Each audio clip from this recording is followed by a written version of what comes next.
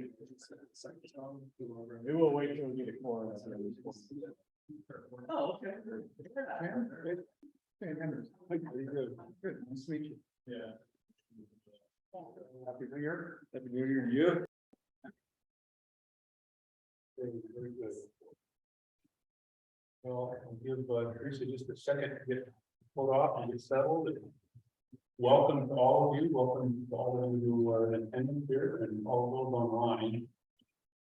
So we're getting ready to start. Welcome to the January 12th, 2023 meeting of the Cadet Renovation Organization. And so we'll get settled in here, and with that, I'll ask for a volunteer for opening prayer. Teresa, you want? Yeah. Okay, thank you. Yes, thank you. It's always an honor to pray, and it's a blessing to share prayer. So as we bow our heads and we gather here today for this important business, we want to ask the dear Lord to embrace our community in his loving arms, to reach out and help all those who are hungry, help all of those who are ill, all who may be struggling. And we ask for extra blessings for those who have lost loved ones recently. May they find sense of grace, peace, and strength as they continue to miss those around them. We ask for open hearts as we meet today so that we can make good decisions for the individuals that we are here to represent. In the Lord's name we pray. Amen. Thank you, Teresa. Okay, with that, we'll do attendance, please. Clayton Matt, Here. Georgia Mead, here. Teresa McDonald, here. Kenneth Pitt, Here. Shane Hendrickson, Here. absent Roger Noble. Thank you. Okay, we have a quorum. And just a quick regular announcement is that our meetings minutes are all on the DNRC and CSKT websites. So for anyone interested in seeing the information from the previous meetings, the minutes are located there. And we have a next item is actually to adopt the agenda, but do we have any additions or changes to the agenda that anyone wants? I have one quick one. You have in your packet, it says draft meeting agenda from December 8th. Those are actually the minutes from the December 8th meeting. That's not on there. I would add that as item 1.5. If that is okay with you. The only change I had, does anyone else have anything you want to add? If not, I'll take a motion to. Mr. Chairman, Yes. perhaps we could add a spot to introduce the new family member. Well, why don't I just do that right now? So we have, since we went through roll call and you'll notice a new name today, Shane Hendrickson, who is the new federal representative for the Water Management Board and the newly appointed superintendent for the Flathead Agency. So welcome, Shane, and leave it to you to add any opening comments if you like. Yeah, again, glad to be here. I am the new BIA superintendent for Flat Agency. Want to thank Craig for this time as acting, not only here, but in the rest of the job as well. He did a phenomenal job holding the fort down and keeping things moving. I hope to pick up where he left off without too many bumps in the road. So happy to be here. just a quick background, I'm originally from Arley. Graduated high school at Arley, got a fisheries degree from the University of Montana. And I've been working for, up till this last year, I've been working with the US Forest Service for 32 years and have jumped agencies from the Forest Service here to the BIA. And pleasure to be here. Okay, well, welcome. Good to have you. And we've had expertise will be hopefully well. Thank you. All right. So with the addition of item 1.5 to approve those minutes of December 8th, unless somebody else had another change, I'll take a motion to adopt the agenda. Motion. Motion by Teresa to adopt the agenda. Second. Second by Ken.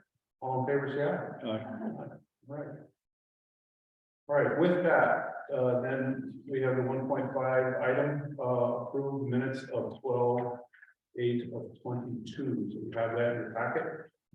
So if you need a minute to finish reviewing those, please do. When you're ready, I'll take a motion to approve those minutes.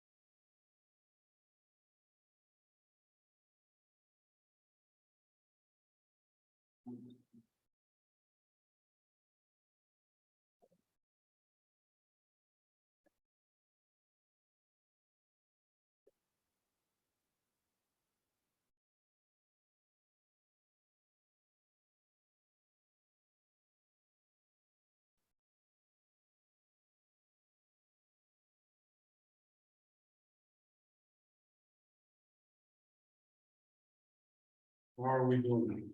Mr. Chairman, on page 1, 2, 3, 4, 5, there's a note there, at the top that says, confirmed that Kate Pitt will handle that later, and I don't remember what I agreed to do later.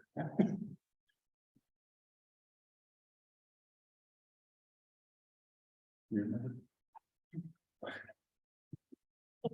Are you on the? I want you to which one you want to. Okay, I'm on the page, but where? Oh, there we go.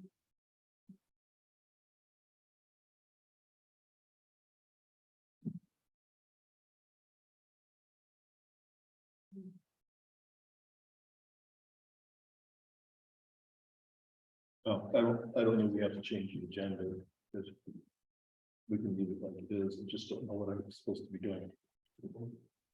All right. No proposed change to that. Ken just has a question on that. Maybe we can follow up on that.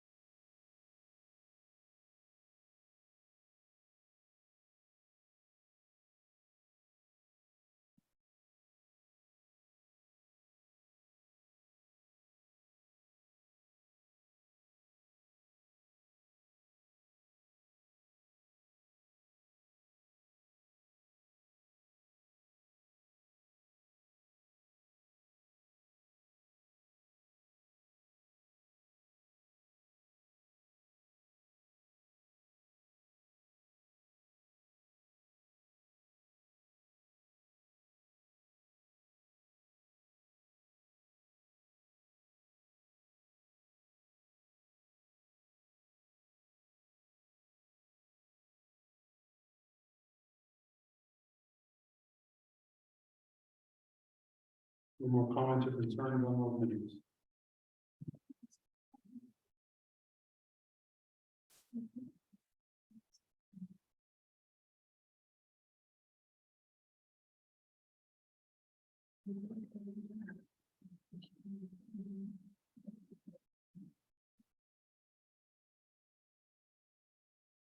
If the board is ready, I would make a motion to approve the minutes of December 8th, noting that the question raised by Ken will be discussed.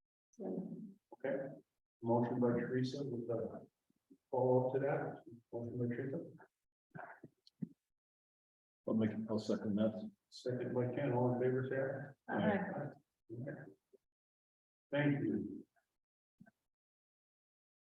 Next on the agenda, public comment, and we've added this and continued with this, public comment at this point. There'll be other public comment opportunity during the meeting, but this is, for items not on the agenda.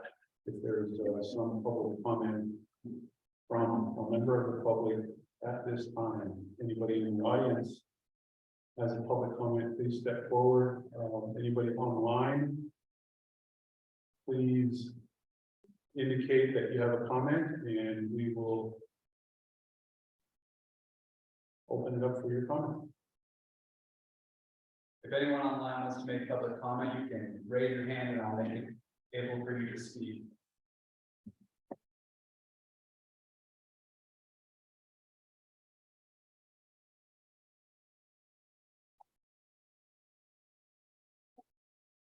Seeing none and hearing none, we'll move on. So we'll close the public comments. At this time, we'll have more opportunity later. Okay, board bylaws. Work session, Ethan and Haley Cranston. So we have Haley on.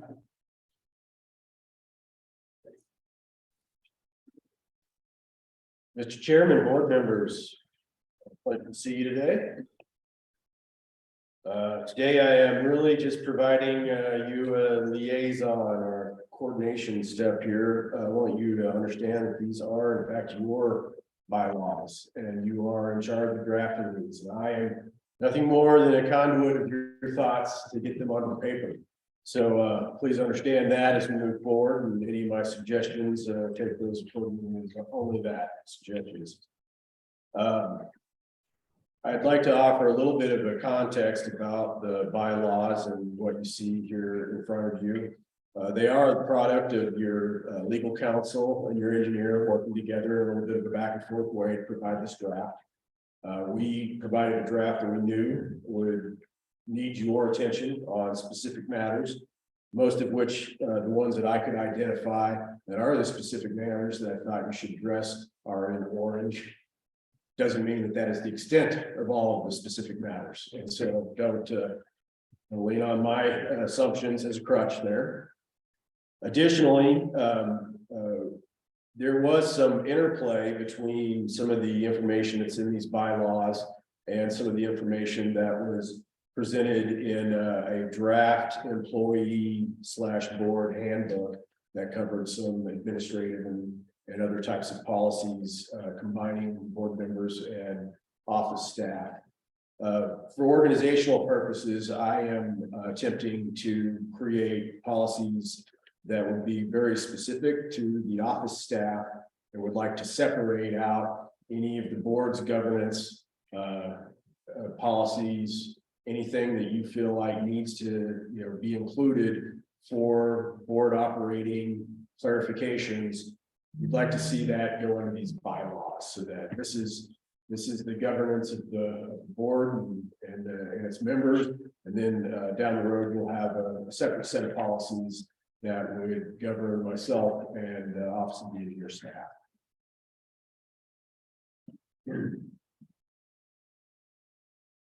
That said, there's a couple of ways that we could go about this. I'm happy to walk through and bring up each individual item I think that you might want to speak to today. And we can proceed like that. You can do that yourselves and I can sit and take notes. There's another option. I would like to I guess briefly mention that nobody envisions that you're approving these bylaws today. This is a work session. You will improve this draft presumably with some feedback, give some direction, get things closer to what the board would like to see. And then we will, when I say we, your legal counsel and myself, will go back with this draft, do our best to enact your directives that you offer today, and then present you hopefully in February with something that will be a near final. You'll let us know how we did during that time. We can make additional changes or potentially adopt something at the February meeting. So for board members, let me make a suggestion and a couple things. With Ethan's introduction, maybe if Haley has any comments she'd like to make. Then thinking if board members would pose any comments or questions you have initially right now, then I think that we should take this and give you time to review it in a little more detail, and then pose questions in writing after today's meeting to Ethan, so that we can collectively try to address those and come to some resolution with those. And then if Ethan and Haley can work up new drafts in between now and the next meeting, we can try to iterate that a bit between them and us, and try to come to some kind of final document and do a final work session and hopefully approve it by next meeting. That's my thought. That'll keep us moving, as well as get some initial comments. Does that sound fair? Can you do that? Yes. Okay, so thank you, Ethan. Haley, do you have any initial comments you want to make before we turn over the board for questions? Thank you, Mr. Chair, members of the board. Thanks, Ethan, for that summary too. My comments resonate those of Ethan's. This is a working draft. There will need to be substantial revisions and comments to it. Whether that be through written comments or having a working meeting between now and our next regularly held meeting, however the board sees fit. But yes, communicate through Ethan, and then Ethan and myself will work on getting a more comprehensive draft together. Okay. So the floor is open for initial comments and questions by members of the board. One of the things I think as I look at it, one of the things I'll first, and I don't have any detail yet, but there were maybe a few things some of the detail maybe we don't need in here, but more detail sometimes is often better, but I see what you've done. The other is, as we're preparing this, anything that is taken out of either the ordinance or the compact, we should probably make sure to cite either embedded in the document or made as a footnote. That would be an initial suggestion. Because I think it's good information, but I think we want to make sure to cite that. That does address the first orange question there. So we should add references, direct references to the ordinance and compact. That's right. That'd be my suggestion, but certainly open for short comments and questions. So, board member.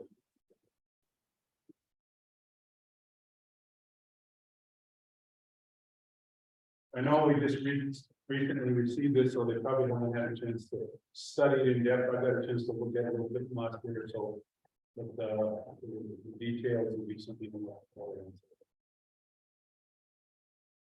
Question, Mr. Chairman. Ken, Section 2.5. Where did that language come from? Is that in the ordinance?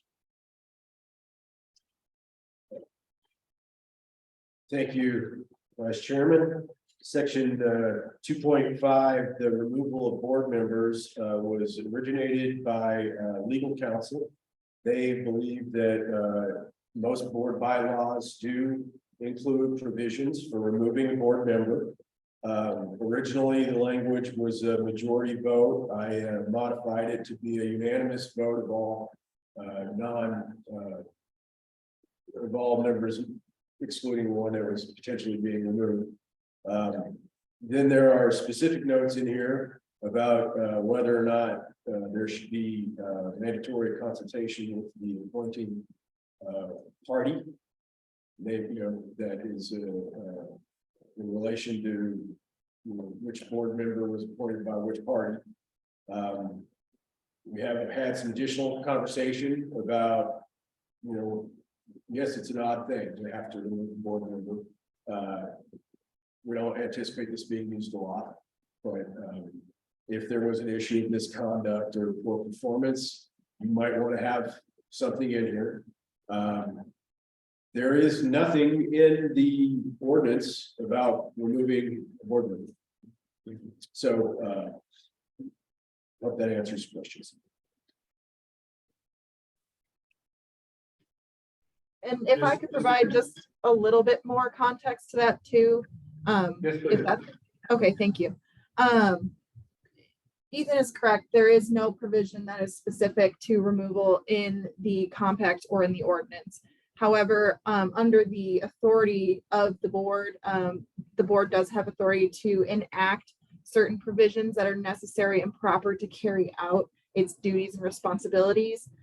So having something like this in the bylaws would be efficient to have in case there is some situation where a board member is violating the compact or the ordinance or has just improper conduct.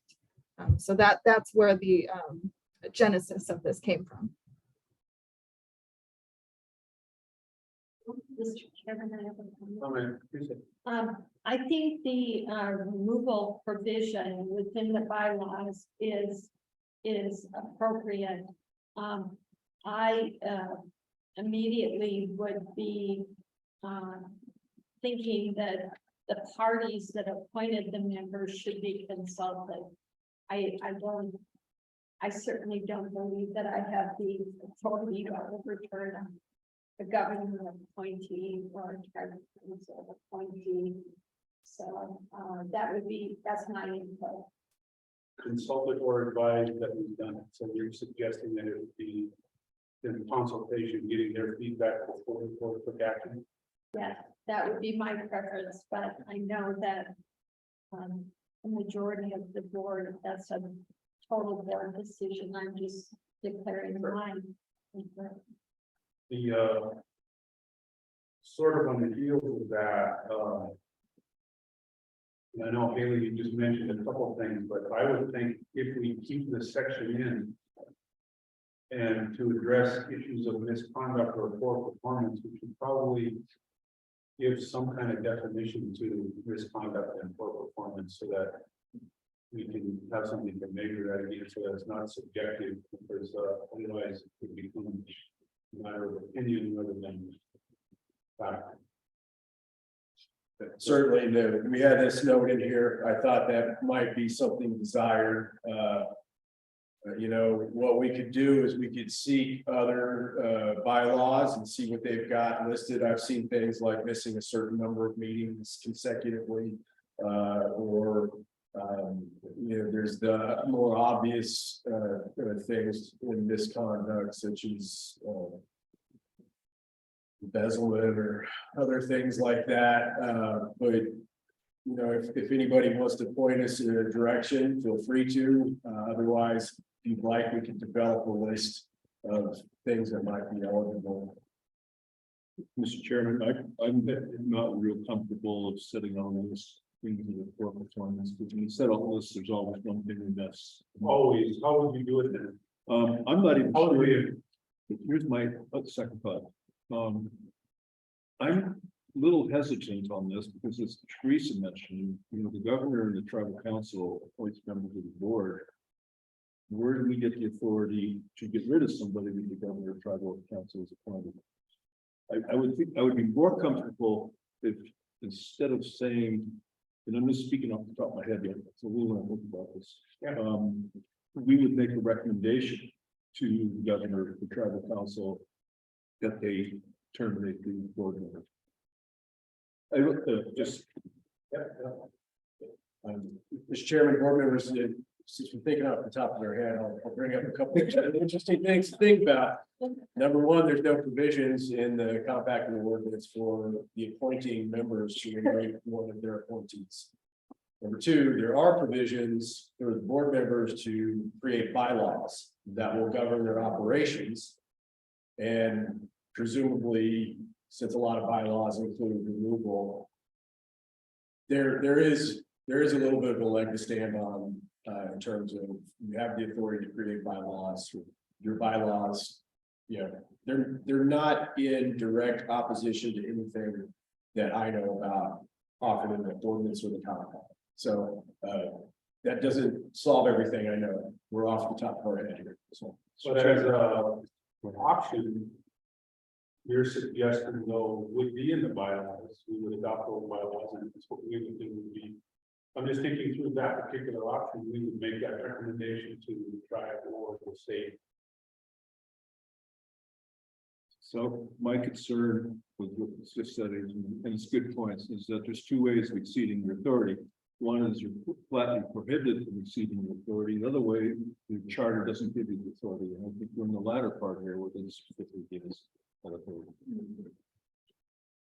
So anyway, I want to think about it. It's just, oh, absolutely. So on that point, so yes, let's think about it, but Haley, your additional thoughts about the legal jurisdiction of the board's ability to have this in there, what are your thoughts on that? Thank you, Mr. Chairman, members of the board.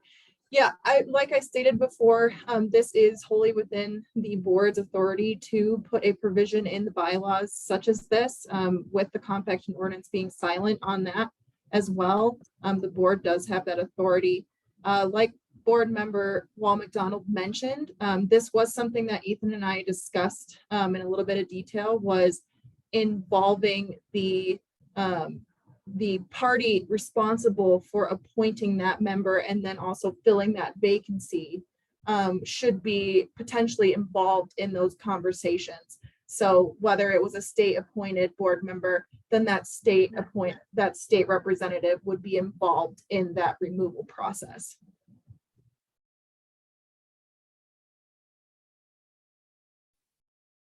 Again, this is a provision that I do not see being used frequently. This is in here to protect the board's ability to conduct its business in a proper manner, and in its ability to carry out the authority that it has in the compact and ordinance. Just suggest that the two suggestions that have come out here are not mutually exclusive, potentially work together. If we include that, so additional things to think about. Can I suggest that on the question of defining misconduct or poor performance, can it be okay and would the board members be okay if we ask for at least some ideas from Ethan and Sure. Haley? yes, So that we can at least consider that. sure. Let's do that. Mr. Chairman, board members, would it be all right to give you maybe some like option 1, option 2, option 3 that way you could select and then possibly modify? Okay. Yeah, Teresa. You know, there's this, so you have misconduct. And you might have a reference to comportment. Any behavior that reflects negatively on this board or those agencies that appointed us. If you look at for example, the tribe's ordinance, their personnel ordinance 69D, there is a general statement in there about comportment, that any tribal employee, represents not only their immediate supervisor, but the tribal government. And I think that's kind of probably what we're talking about more so, is I would think that maybe you know, if there were an issue, maybe it's misconduct or comportment, you know, we want to avoid any situation that reflects negatively on us. So I would like that considered in the analysis. Very good. More comments or questions?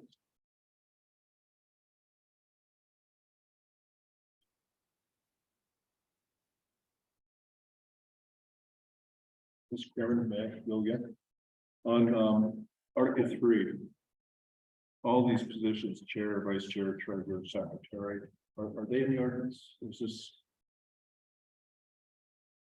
Vice Chairman Pitt, these are not in the ordinance, this is largely my drafting effort. I'll claim responsibility. I looked at a lot of other board bylaws. I thought about the positions that they offer. And I thought about, well, if I was to create the dream laundry list of appointments for these board members and what they would take care of, this is kind of what it would look like.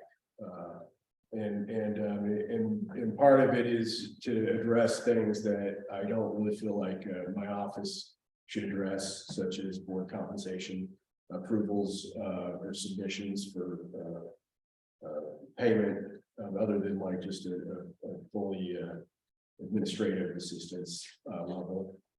Also, the board secretary position in here is geared towards kind of forcing a little additional step of accountability, so that we know that we're hitting the mark on things like meeting minutes and that policy, that living policy document that continues to get updated, so that it's not just your engineer going back after a meeting and writing something, and it's got a little oversight of the secretary position, and that it's known that role is known.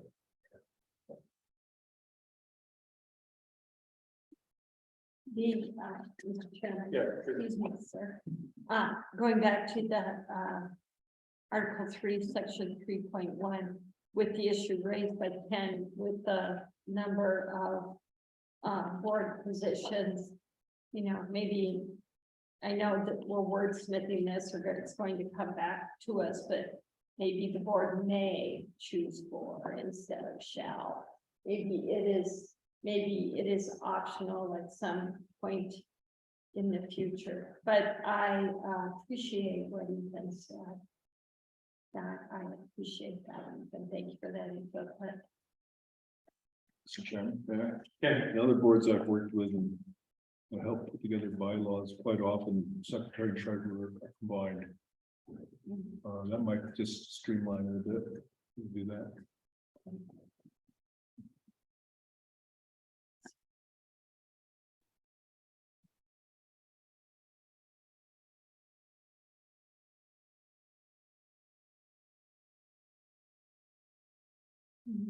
You want to see that as an option then? Yes, but I'll put those in my written comments too. Okay.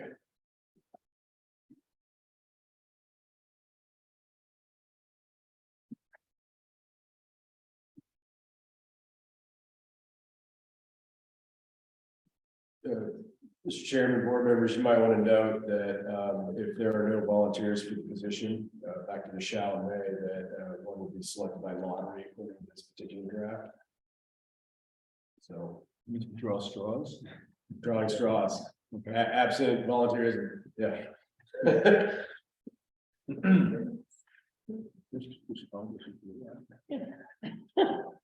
No, we'll have the 16th vote. Or Yeah. 15th vote. Or if you're not here, we get to the point.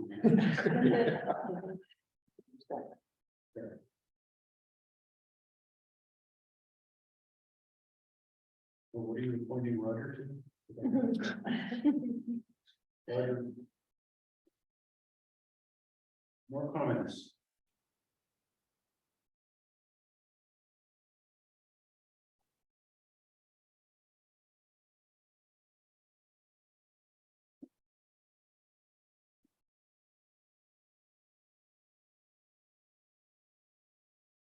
Mr. Chairman, so one comment I know Roger would want to raise, and because he and I talked about it, and board compensation. Yeah, And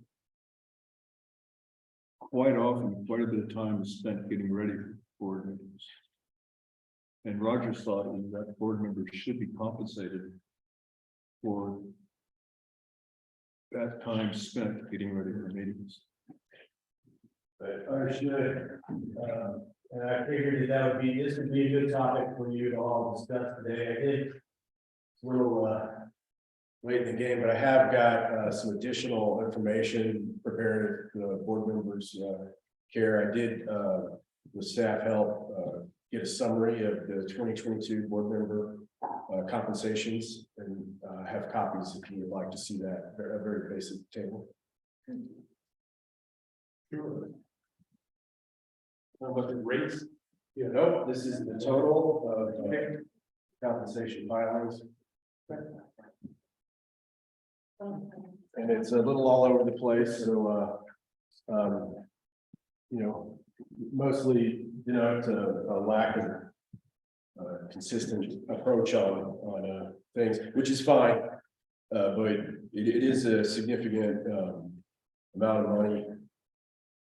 And should probably be, it may add some additional context to the discussion.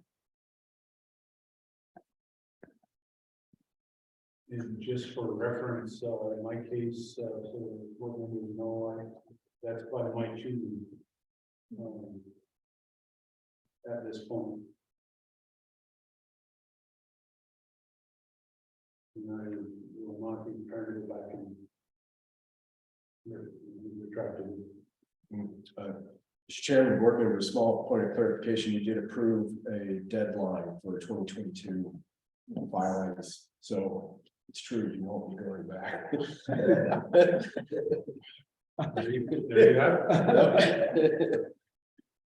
There you have it. Mr. Chairman. So, I mean, one quick second, Ken, was that? Did you have more on that? No, I just thought it was something we should discuss, or at least look at, so we're all consistent. Yeah. Mr. Chairman, board members, I can tell you, we did parse out the different types of meetings that were included. So there, the host of different types of meetings includes kind of the list that I had written into this in orange for your consideration. And again, this is really your decision, and we just got to kind of know what to expect and pick something and incorporate it into bylaws. I think it is only fair when board members are expected to do work, they know whether or not that compensation piece is there and available. And for our budgeting purposes, it's also needed to get an idea of how much things cost. So maybe Roger can weigh in on that. He has it at the moment, but if you have some additional thoughts on that, that would be helpful. I guess in my mind, trying to keep it simple. I'm not sure if Roger is talking about itemizing all the various times that are spent, or in my mind, it would be easier to just keep it simple and keep a flat rate and try to integrate all of that into that flat rate. But that's just me. Yeah, I think Roger is looking at a flat rate, Okay, but his thought was if the board member says 3 or 4 hours getting ready for a meeting, that should be a day.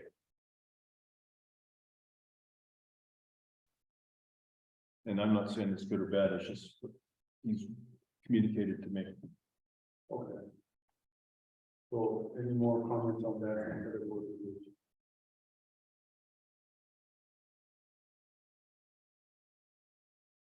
So what I'm hearing is not only the day of the meeting, he's suggesting that if you spend like the previous day, that would be included. Yes. And in my mind, I'm thinking a flat rate that would just incorporate that. But that's just me. All right. Okay. All right. Tracy, do you have anything? No, thank you. Okay. in the general area, let's see. If you have more on compensation, please make sure that you provide that in. We should make sure we include each other in the email. So we're all aware of what comes.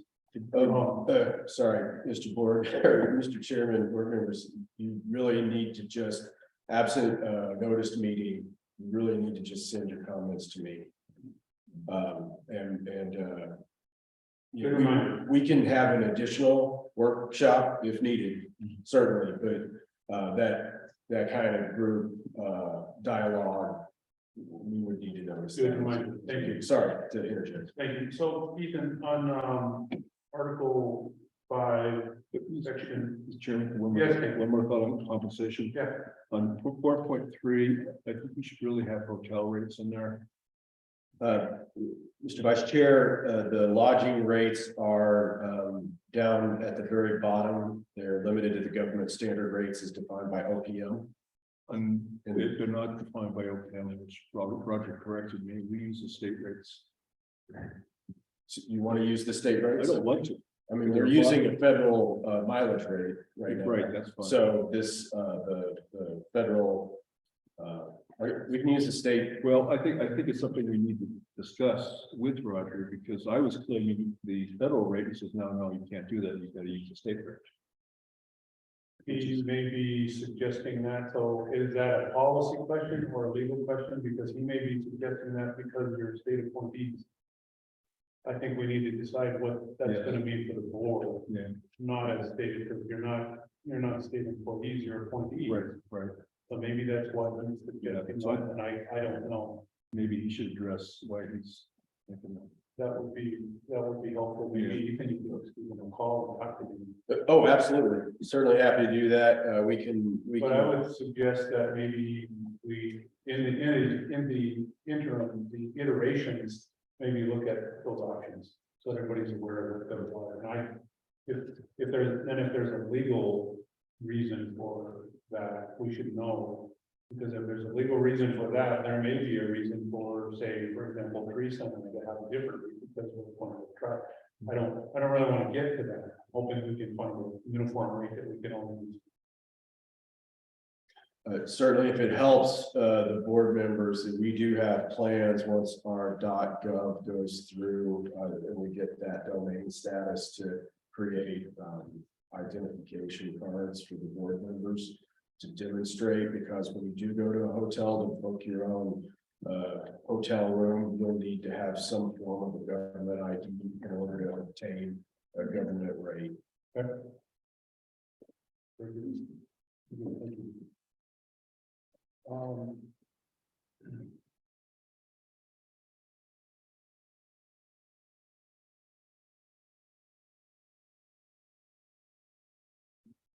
wanted to just note the language under section 5.2 involving the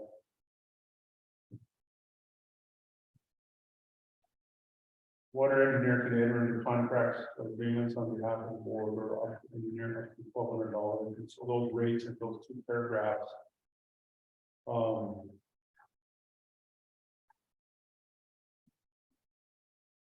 Whatever we agree to there, I'm just wondering if that needs to be in the bylaws. Or in some other policy. That's my only question. So. Good point. Whether or not these need to be in the bylaws, because is that not something you might evaluate in 5 years, like the expenditure or more about financial procedure? Well, and furthermore, I do believe, I think it would be ideal to have it in here. That's a thought. We can go a different direction if the board, we'll go the direction the board says. If we were to leave this financial element in here, I actually think we should also consider whether, if I was able to sign the checks, I'll also need to be added to the account. And furthermore, do we want to add information about who is on the accounts into the bylaws section, such as the chair and the vice chair? I don't think it currently includes that aspect. And then furthermore, one more, and I do believe that we can have somebody have access for records but not be able to do actual transactions, which would be possibly appropriate for the treasurer or treasurer/secretary for auditing purposes, which would be, I think, an essential access aspect if we wanted to have a treasurer position that is also capable of auditing transactions. Mr. Chairman. Teresa? Yes, thank you. Thinking about the check signing and the contractual authority of the Office of the Engineer. And I apologize that I haven't gotten to this section yet, but my assumption is that once the bylaws are complete and adopted by the board, that there are certain actions we will take pursuant to these bylaws, and we will do that in resolution form. So I would think that the updating of things like bank signatures and bank authority would then be executed in resolution form. And then you update it as any board members change or as any staffing changes. Same thing with the expenditure authority, that would be adopted and then conveyed in a resolution. But that's the way that things have occurred in other boards that I've been a part of. Just a comment.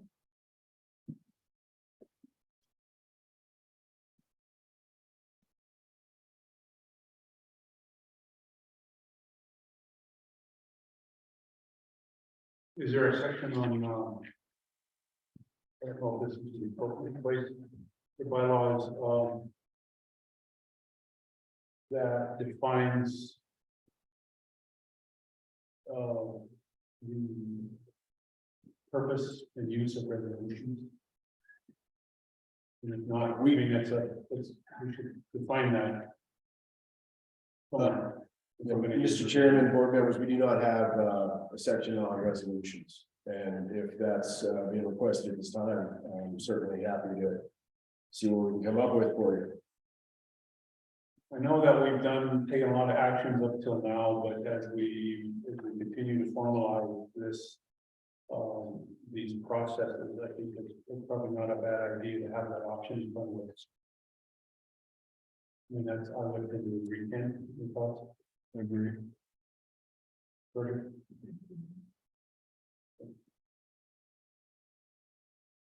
Maybe we could check with our legal counsel. We haven't heard from her. I don't want her to feel like she's not getting enough time. Haley, have you got any additional thoughts about a resolution section? Thank you, Mr. Chair, members of the board. If that's something that the board would like added as a provision in general, as in how the board can use resolutions and when they're operable, that is something that we can include in the bylaws. There is an amendment to the bylaws provision within the bylaws. So if the board were to revisit certain provisions within the bylaws, they have the authority to amend any provision within the bylaws. So that hopefully would take care of any, I guess, a large amount of resolutions if there were to be amendments.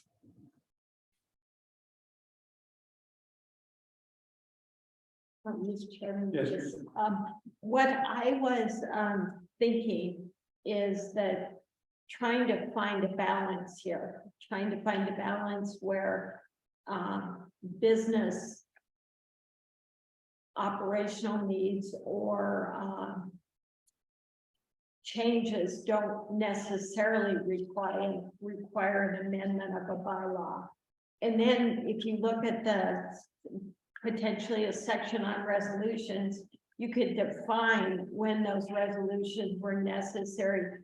I'm not suggesting that you do a resolution for normal business day-to-day meeting, but you may need a bank resolution, or you may need resolution regarding financial spending authority, but day-to-day actions would not require a resolution.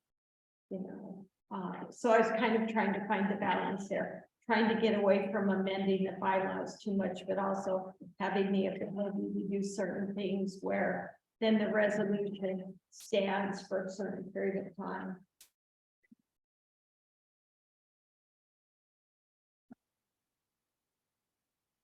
Mr. Chairman, board members, it's Article 13 is where the amendment of the bylaws section is, and it does describe a fairly fluid document that can be amended at any regular board meeting, assuming that notice is given.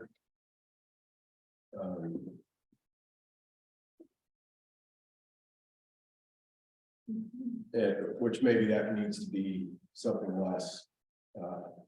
There's both kind of a mandatory revisit of the bylaws every 3 years and the opportunity to change in a more frequent interval. Again, this is a draft. Please do direct it as you would like it to land.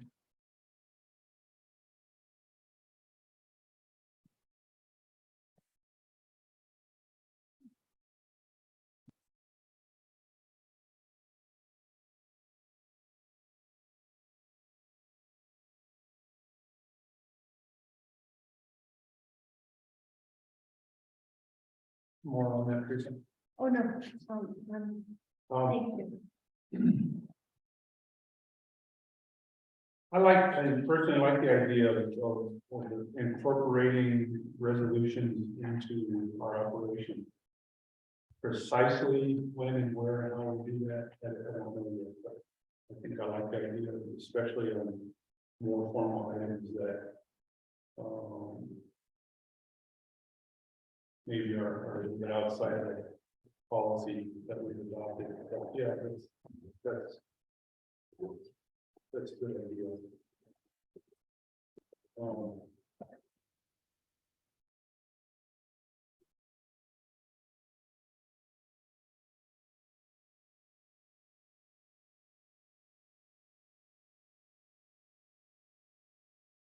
Ethan, did you say that following sometime in the future, following up with this, you were thinking of some sort of and I think we're working on the employee policy, the employee membership, is that correct? Are you talking about that, or are you talking about something else? Mr. Chairman, board members, I am very specifically talking about employee policies for the Office of the Engineer employees. Currently, I do have something that's in the form of a handbook, and it kind of explicitly states that it doesn't replace policies. And what I do really need for our office is policies, like the final policies that define basic day-to-day operations in regards to paid employees. And those policies, I believe, are really quite different than the types of policies that should be governing board members. Because there's going to be sections about leave accrual and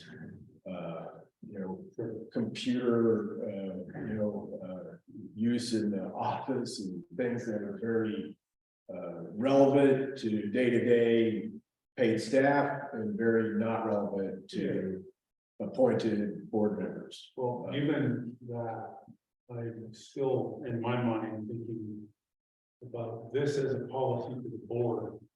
We're going to have that separate policy identified for the Office of the Engineer. I'm still wondering as an option whether or not the contract and payment authority should be there or some financial section. But at least consider that, because I'm not sure that, because this defines the Office of the Engineer. We can approve that as a policy, but this isn't for that isn't by the board requesting you in your office.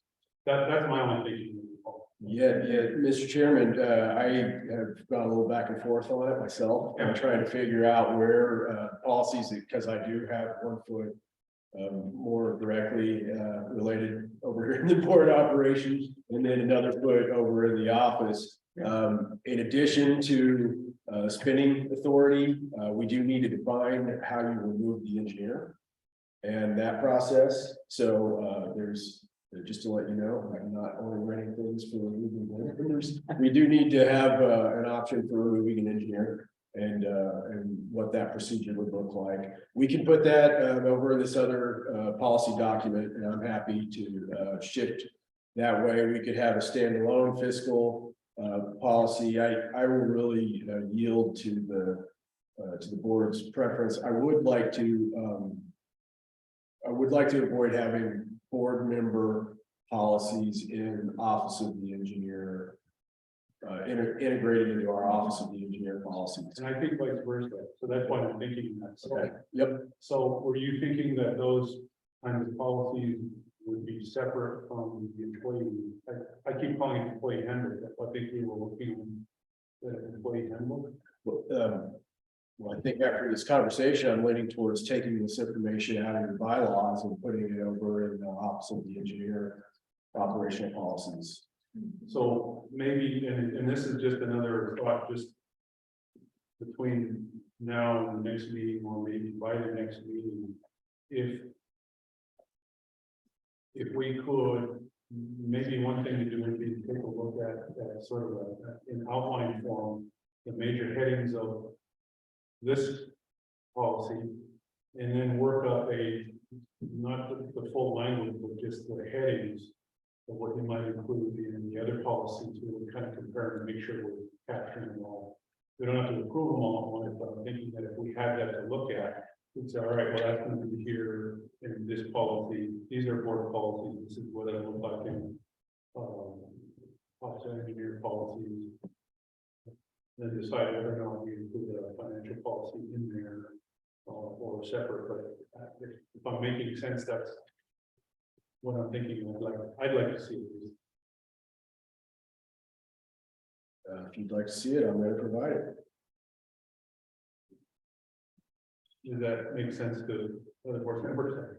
Yeah, all right. Mr. Chairman, Yeah. the part about the water engineer's financial limitation in the board law bylaws, I really agree with that probably doesn't go there, it goes into a different policy document.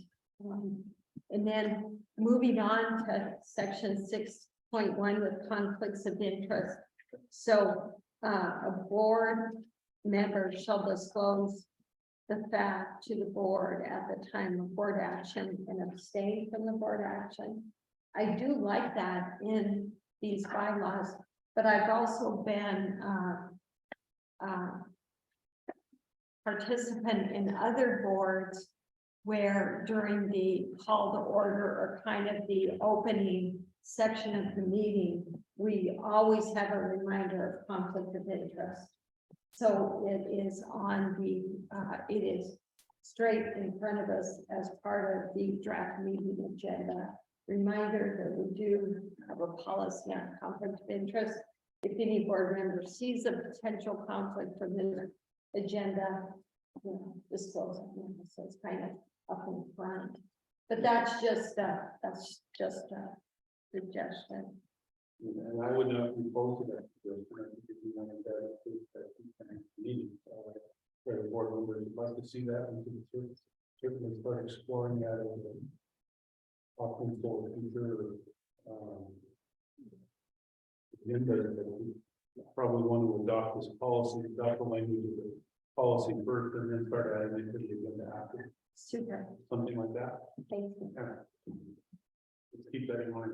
Mr. Chairman, board members, am I hearing that we should consider amending 6.1 to add that there'll be a reminder at the start of every board meeting of the conflict of interest? That would be fine to put it here. I think what was just simply suggested is that once we do adopt this language, whatever it is, that we'd like to explore the idea of having that reminder on the agenda instead of. I think it's what I heard. Teresa, Excellent. I'll write that in as an option, with Haley's assistance if she's willing. correct? More comments or discussion, or would you like to move on now at this point and take time to review it and send your comments to Ethan? So what would you prefer? Mr. Chairman, especially with respect to section 8.13, I've got a number of comments on that. I'd be better, I think, if I set up the evening. Okay. All right. And I did have one other one. Yeah. Sorry. It's kind of significant. Oh, section 8.10. The first sentence, I don't think that's correct.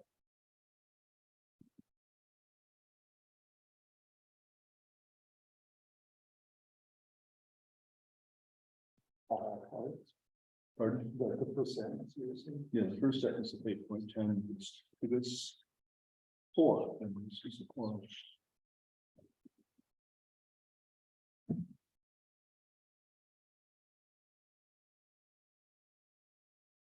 Yeah, so, 4. Thank you for that. No problem. Catch there. We'll make sure that that correction does not proceed. And then a question also about section 8.10. I've never heard of an equal vote. What is that? Never heard of what? An equal vote.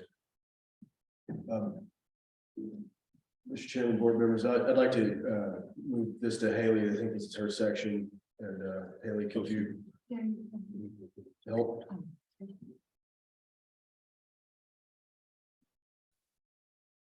Sure. Can I actually have that question repeated? I didn't quite catch it. And go Oh, ahead. sure. In section 8.10, it says an equal vote is a no vote. And my question was, I've just never heard of an equal vote. Yeah, and so that language, that's up to the board. That's been in a couple different bylaws we've seen that have a similar composition to this board. It's language that's not necessary, if the board feels so. But my question was, what is an equal vote? 2-2, I've never seen it. a tie. Right. So if I you vote- had, sorry, So if I vote equal, that means it's a no vote. I think it should be struck, 'cause I don't know what it means. All right. the language means if there were 4 board members there and 2 voted Oh, yes and oh. 2 voted no, an equal vote or a tie is a no. Okay, understood. Tie vote. Okay. I guess my question, now that you raised it, is do we want to agree that a tie vote is no? It's not necessarily a yes, but, does it necessarily mean no? Mr. Chairman, I think it does. Because when you don't have a majority and you need a majority to make a decision. But certainly available to revisit at a future meeting. Yes. Okay.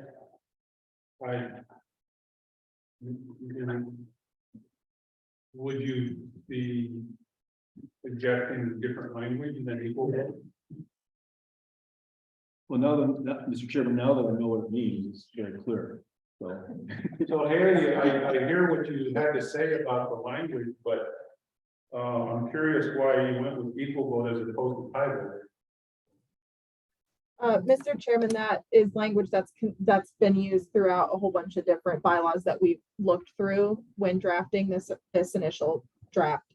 So it's up to the board. We can change the wording of it. It is essentially a tie vote. Okay, well, leave it to the board to. We're all on the same page. Expect equal or tie vote. So, I'll just hammer that home. Anything else today on this? One last Ken, go comment. ahead. On section 8.11, And my preference is that the language in red not be included. Because we tend not to be a very, very formal board. And I think this would tie our hands in a lot of situations and making us much more formal. And I think that would inhibit the flow of information back and forth. That's just my personal preference. Yeah, Mr. Chairman, board members, this is like the lighter side of Robert's rules. And would you like to just strike all of 8.11? Or do you want to have any reference to Robert rules. Robert's rules? Again. I think that's a good point of discussion. So Robert rules, I think very loosely, what we talked early on, at the onset of one of our first meetings that we would at least in concept follow Robert rules. And then we try to do that, but I certainly could not tell you what all Robert's rules are. So however you want to word it, I think I'm happy with, I think we'll continue to follow in concept Robert's rules, but however specific you want to be here, I'm happy with. So, Mr. Chairman, yes, my suggestion is let's leave that first statement, the board unders, and I add the word general, Robert rules, order of small boards. That should give you all the flexibility you need. But also a fail safe if things go a little south. Yes. Yep, okay, thank you for that direction. It's super clear and easy to incorporate. Appreciate that. okay. Mr. Chairman, Yes, sir. board members, I will point out one thing just for discussion's sake. So when you are reading these, there's this whole kind of last 3 pages that starts off with the heading of, an optional section on decorum. And this is pretty loose. I have no idea if this is something that the board wants to engage in. As you do your review and everything, please recognize that these last 3 pages are not really incorporated in the main body. They're not under a specific article. They're not intended to be. If the board finds traction in any of these decorum options, then we'll go into a little bit better detail on trying to negotiate these things. Teresa, does any of that look like what you were thinking about? Or you mean through a resolution or a meeting conduct or, oh, back to the comment about compliance. Good, I'd like to review it and see, and then also in my comments to you, then I'll provide like the language from tribal ordinance 69 for you, and then Chairman, I actually have. Yes, Ken. I lied, I actually have a comment. Section 10.1.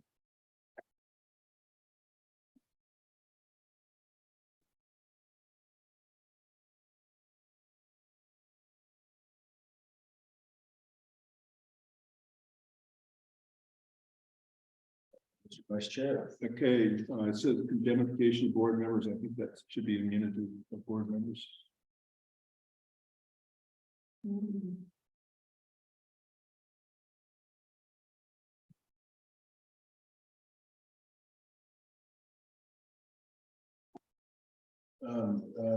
I'll yield to Haley to answer your questions on this section. Ken, you want to restate your comment? Yes, section 10 is actually the substance of the paragraphs is about immunity, but the title says indemnification. So I think the title should reflect the paragraph. Thank you, Vice Chair. It actually should be, I think it just got mixed up when we were swapping drafts. Thank you for pointing that out. That's it. I'm sorry, could you help me again with the specific correction? Oh, it should say immunity, not indemnification. Thank you. Is that throughout? No, just on the title. Thank you, Mr. Chair. Yeah. Back to your highlighting the optional section of the form for consideration. So, board members, if you look at that, let's certainly consider that, but I'm just thinking out loud, if you wanted to include something like that, I wonder if something like that would be appropriate to add it as maybe an appendix, not necessarily in the body, and just reference when needed, as a suggestion or a strong suggestion. But anyway, just a thought. Might be an option if you want to include it all. I agree. All right, anything else for today? Ken? One last question. No? Will you provide this in workable form like Word or something like that? So we can actually make changes. My handwriting is so bad. You won't be able to read it. Didn't this get distributed to you in Word? I don't know. Yes, it did. Okay. But we can, if you don't have what you need, the board members, using track changes is much appreciated for helping me integrate your thoughts and improvements and tracking, because it does designate who's done what. And so when I'm looking at 5 different edited versions, it'll help me make a worse message. Well, Ken, that was your third last comment. So No. anymore? Well, as a matter of fact. That's okay. Teresa? And? No. Okay, very good. And Mr. Superintendent, anything you'd like to add for today? All right, thank you. All right, I think Haley, had her hand up on Zoom. okay, Haley, your hand is up on Zoom. Go for it. Thank you, Mr. Chair, members of the board. I just would like the board members to, as they're reviewing this, just consider the option. This is something that Ethan and I discussed when we were talking about what bylaws are and what policies and procedures are. So keep that in mind. I know Ethan wants to keep this document for policies and procedures for the Office of the Engineer. That does not prevent the board from creating its own set of policies and procedures. Typically bylaws are what's fundamental, and then the more detailed nitty-gritty specifics, like for example, what's located on the last 3 pages of this could be put into a policies and procedures document for the board. So just keep that in mind and provide us with any sort of comments that would be very appreciated. That's helpful. I mean, I think about that, but you lose track as you kind of work through these things. Thank you. I appreciate that. I think that makes a lot of sense. Any questions with the board on that? Okay. So with all of that, at this moment, we want to go to public comment on item 3, board bylaws in this work session. So are there any public comments? Anybody in the audience here or anyone online has a comment at this time?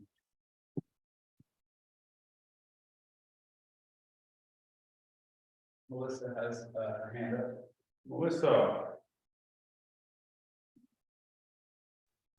Good afternoon, everybody.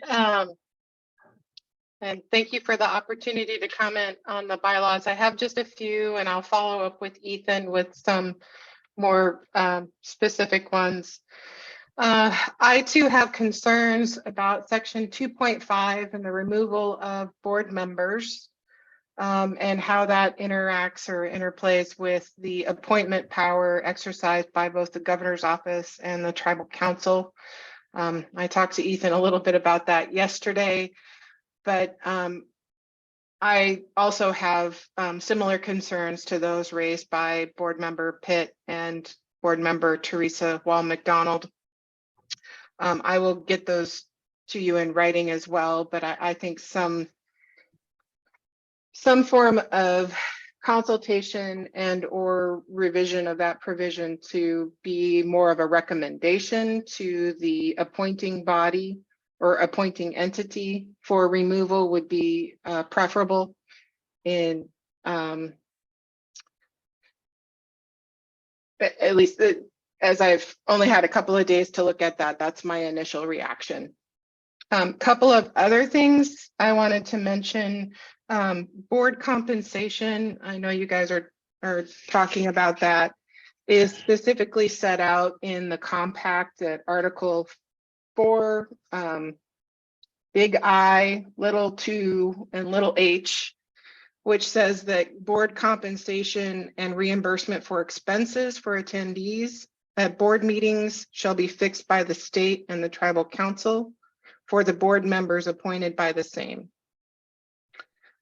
So if you want to maybe talk about how the board will make recommendations to the state and the tribes on what the compensation amount and reimbursement for expenses should be, maybe revisit that on an annual basis.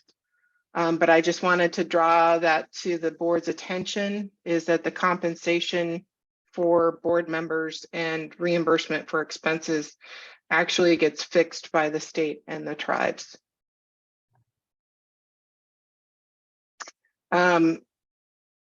One other thing I wanted to point out with respect to the voting, that section probably needs to be reworked and expanded to account for the times by which the board needs to have a unanimous vote for different things, like a unanimous vote for appointing a water commissioner. That's required under the compact. Unanimous vote of the members present to change a form. So I just wanted to point out those things are in the compact or in the ordinance. And also the ordinance says if a proposal put to a vote of a quorum of the board members ends in a tie vote, the proposal or matter under consideration is deemed disapproved or denied. So I think we should change the equal to tie vote to match the ordinance language.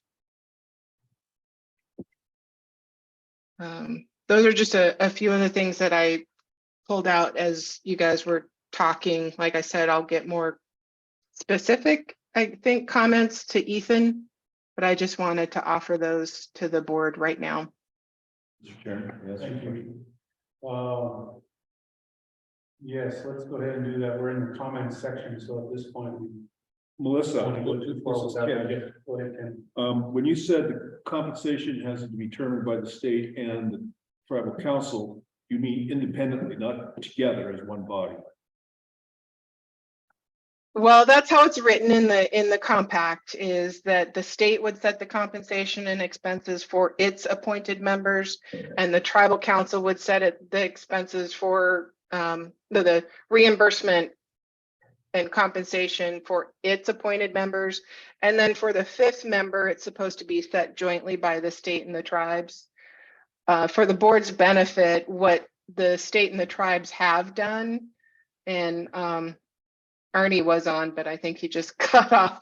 So Arnie and I, when we were talking through and doing all the budget related stuff for funding, we agreed on what we thought the compensation amount should be, had both the state and the tribal council agree on one rate, because we didn't want the state or the tribal folks to be getting more than each other. I think that would be unfair. So in practicality, we worked together in setting what the compensation rate was to be initially.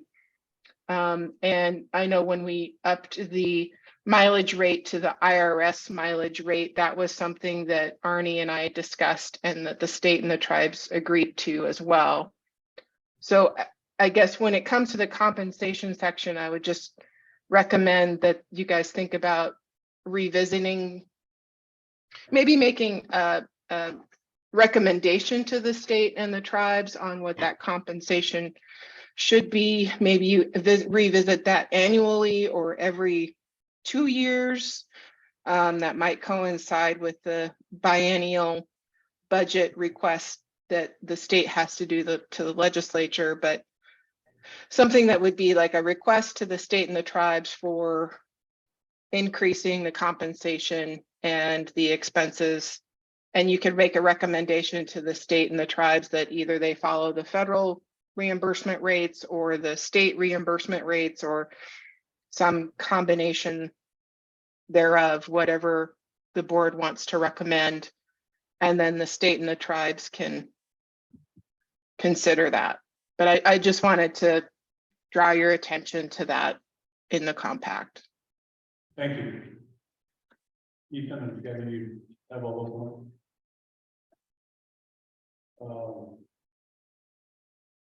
Any additional comments?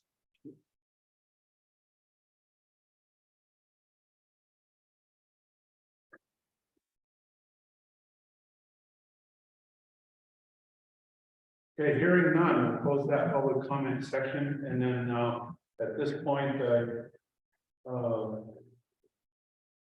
we had talked about the next step being that we would provide our comments to Ethan individually now.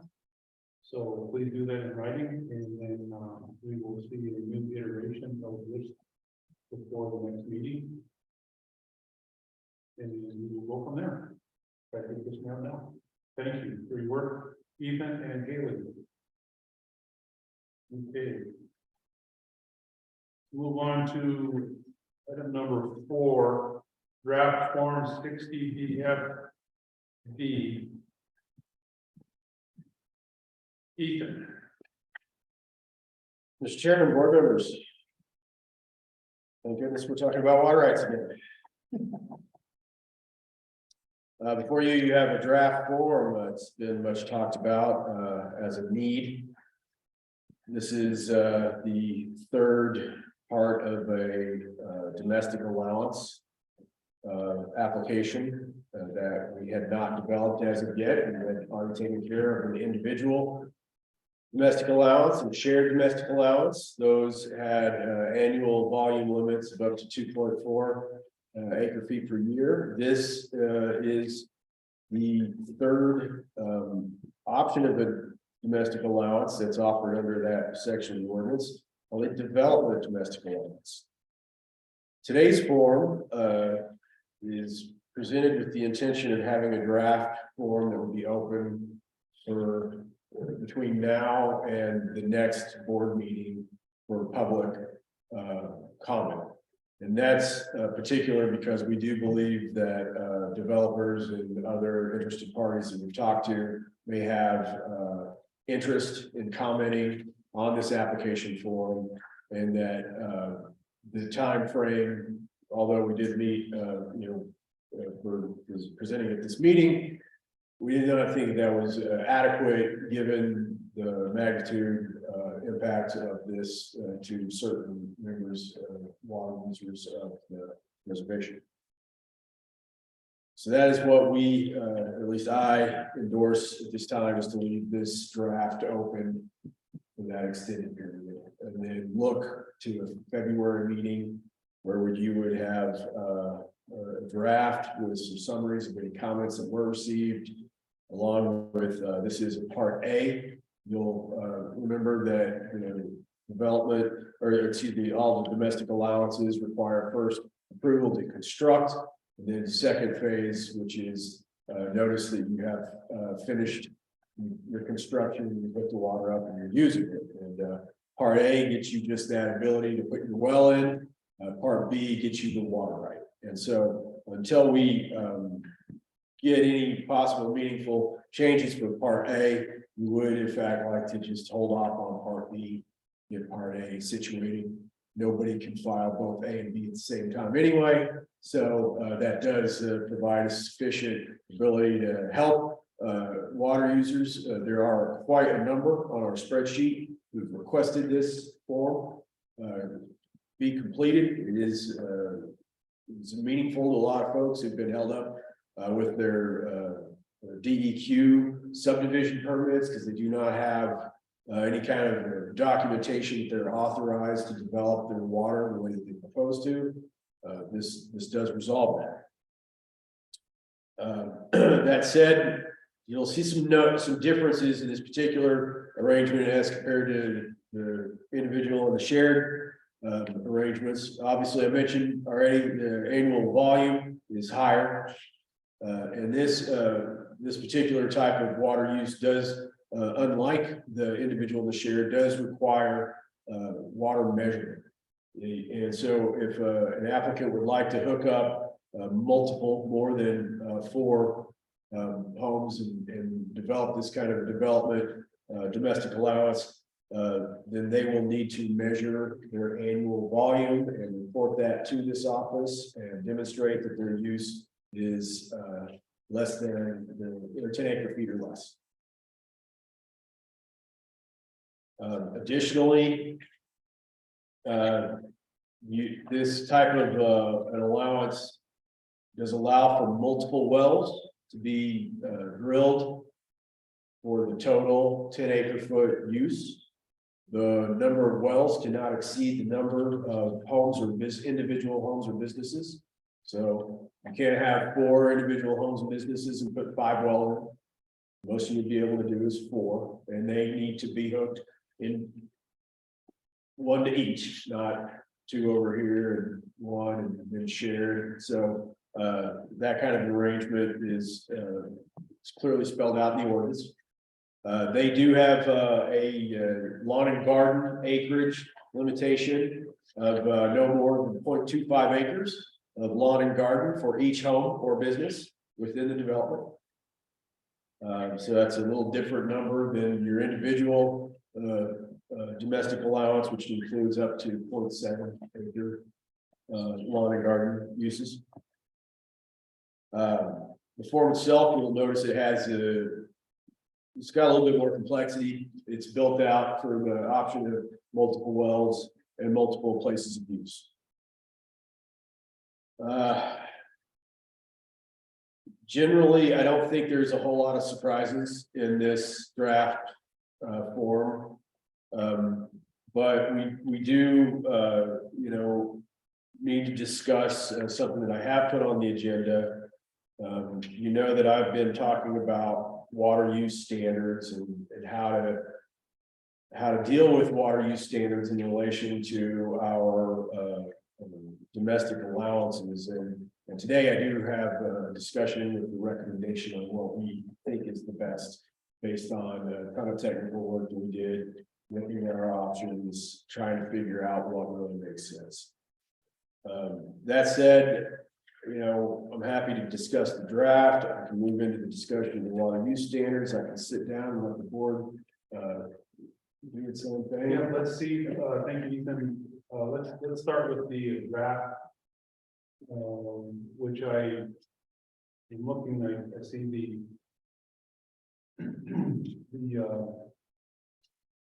water use standards are not in this draft, correct? They are not. Okay. So comments on the draft, comments and discussion on this draft. Tracy? Yes, couple of things, food for thought, Ethan. So we said we have a lot of individuals who are waiting for this form, and I appreciate that people have the opportunity to comment on the form. I hope that the individuals who are waiting for the form, I don't know, that they know how to find it so they can comment it, or somehow we loop them in. But I also have a comment on page 5 of 9, number 9, describe the water measuring device to be installed. I'm just curious about, what about verification? How do you verify that? I mean, I know they're not at the B stage yet, but I'm just saying, how do you verify? That's all. I don't expect you to respond, but at some point when they get to the B stage, where the water right is conferred and we have multiple uses, then do we ever verify? Do we ever verify that they installed the measuring device and that they're within the limits? And that's just a comment, Mr. Chairman, just food for thought. I'll let you comment, and maybe then have at least an initial response. Certainly, it's excellent. I'm glad that you're reading the form in detail, and it pleases us that we have the attention of the board like that. So thank you, board member Paul McDonald. I'm gonna kind of redirect you away from the section that asks for someone to describe that water measurement device. I'm gonna bring you to front page of the form under the important information section. And the second from the last, you'll notice that a cumulative water volume measurement device approved by the Office of the Engineer must be acquired and installed on each well or developed spring by the applicant. My intention at a minimum will be to see the receipts of the purchase of those on Form B. Form B, I do intend to have that verification. I myself am working through my head to determine whether or not it makes sense to have a field verification of the installation from our office. And I probably will. I do generally lean towards field verification. Obviously, we're light staffed, but we'll see how many of these we do get applications for. But I do tend to do field verification. You know, hopefully we can keep up with things and get that accomplished beyond just seeing a receipt for the acquisition. And then third, we do get annual water measurements by March of every year from anybody who gets one of these water rights. So you are required to show us your volume of use for the calendar year period, you know, as a consequence of getting a development domestic allowance. So we kind of have three options to verify that volume. What do they bring in? And I'm so sorry, I'm on city water. What do they bring in for verification? I was curious. Excellent question. So there's a form that DNRC uses. We are already drafting our own form. When I talk about works in progress of the engineer's report, I've taken away my own sunshine there, but as one of the next things, you'll probably see that in February as what our draft of the water measurement report looks like and will be required, because we do think it offers context to this particular application type. Thank you. And Mr. Chairman, And on the first page in your important facts kind of thing on 2, 3, 4, fifth dot, Fifth dot. yeah, I can see members of the public really misconstruing that, taking it out of context. I think you need to add the words domestic development. Well, that sentence says it's only applicable with this application. Only for development domestic allowances. And in my second comment, and this is actually, I think, Roger's comment last time we looked at a form on section 10, declaration of ownership. Yes, sir. Roger questioned whether we should have a position as well as a name. Okay, for the position as well as the name was for public water supply. We can do that here. I'm not sure it's necessary, but Yeah, and so it's a little different context, and I do think that there's some situations where that might make sense if you are a developer or something like that. But for these smaller subdivisions, you know, if you don't mind, we'll take it back and think tank that, and specifically, I will incorporate that into the interactions that we have with some of the interested parties who are planning on bringing us the information.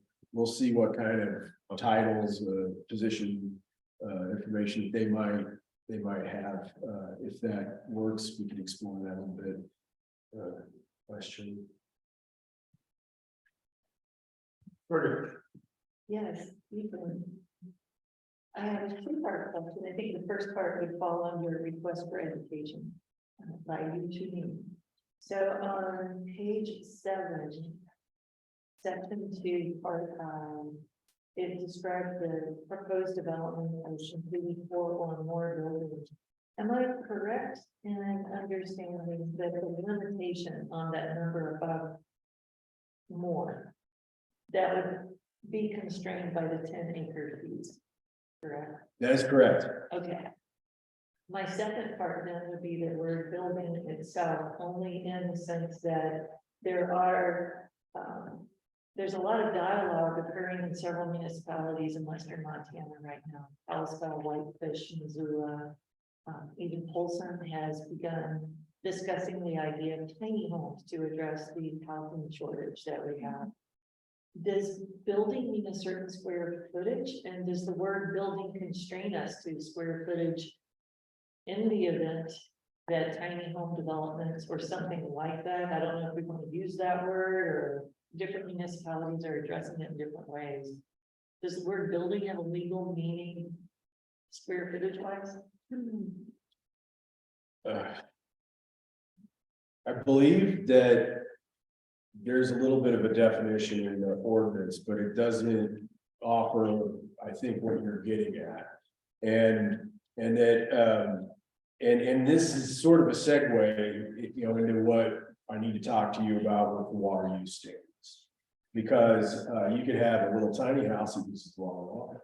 You could have a really big house that doesn't use very much water. It's kind of all over the place. And what we do have in the case of these types of appropriations is a hard line, 10 acre feet, and you got to measure it and show us that you're using 10 acre feet or less. That's really the constraint here, not the number of homes. Yeah, it's the volume. And although, if you don't mind, I'll take a little leeway and tiptoe into the water use standards. What you see from DNRC is there's a 1 acre foot per home water use standard that they generally apply until it doesn't work and then they change it. And in our case, you know, I tend to want to really, you know, count everything and offer a lot of precision as a, you know, a hydrologic minded person. However, I really do recognize the diversity, the variability of building styles, water use. I also recognize what we have offered is a hardline annual volume. I really don't want to get in a position to where we are overlaying that with water use standards that may not be correct. Because what if we set out a 1 acre foot per house standard and somebody runs out and invests a whole bunch of money building 9 houses, thinking surely that 1 acre foot standard will keep us safe, and then they exceed their 10 acre foot amount. Well, it's a little different in terms of like, well, you know, they were basing that on our standards.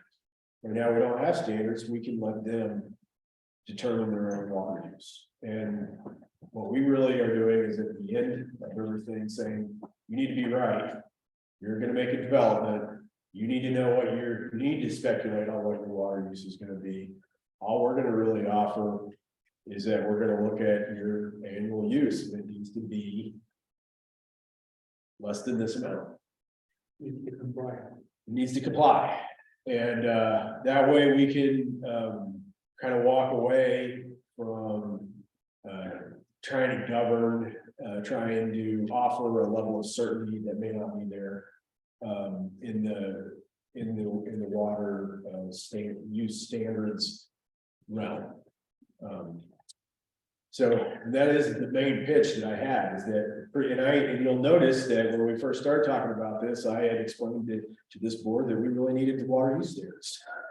And as we dove into this and started doing different calculations and started looking at the inherent risk, because over in the DNRC realm, they don't have this annual water measurement amount, you know, where you've got to come in and show what that volume is. So if their water use standards off a little bit, yeah, it doesn't have the same meaning as it would for a development domestic allowance here on the reservation.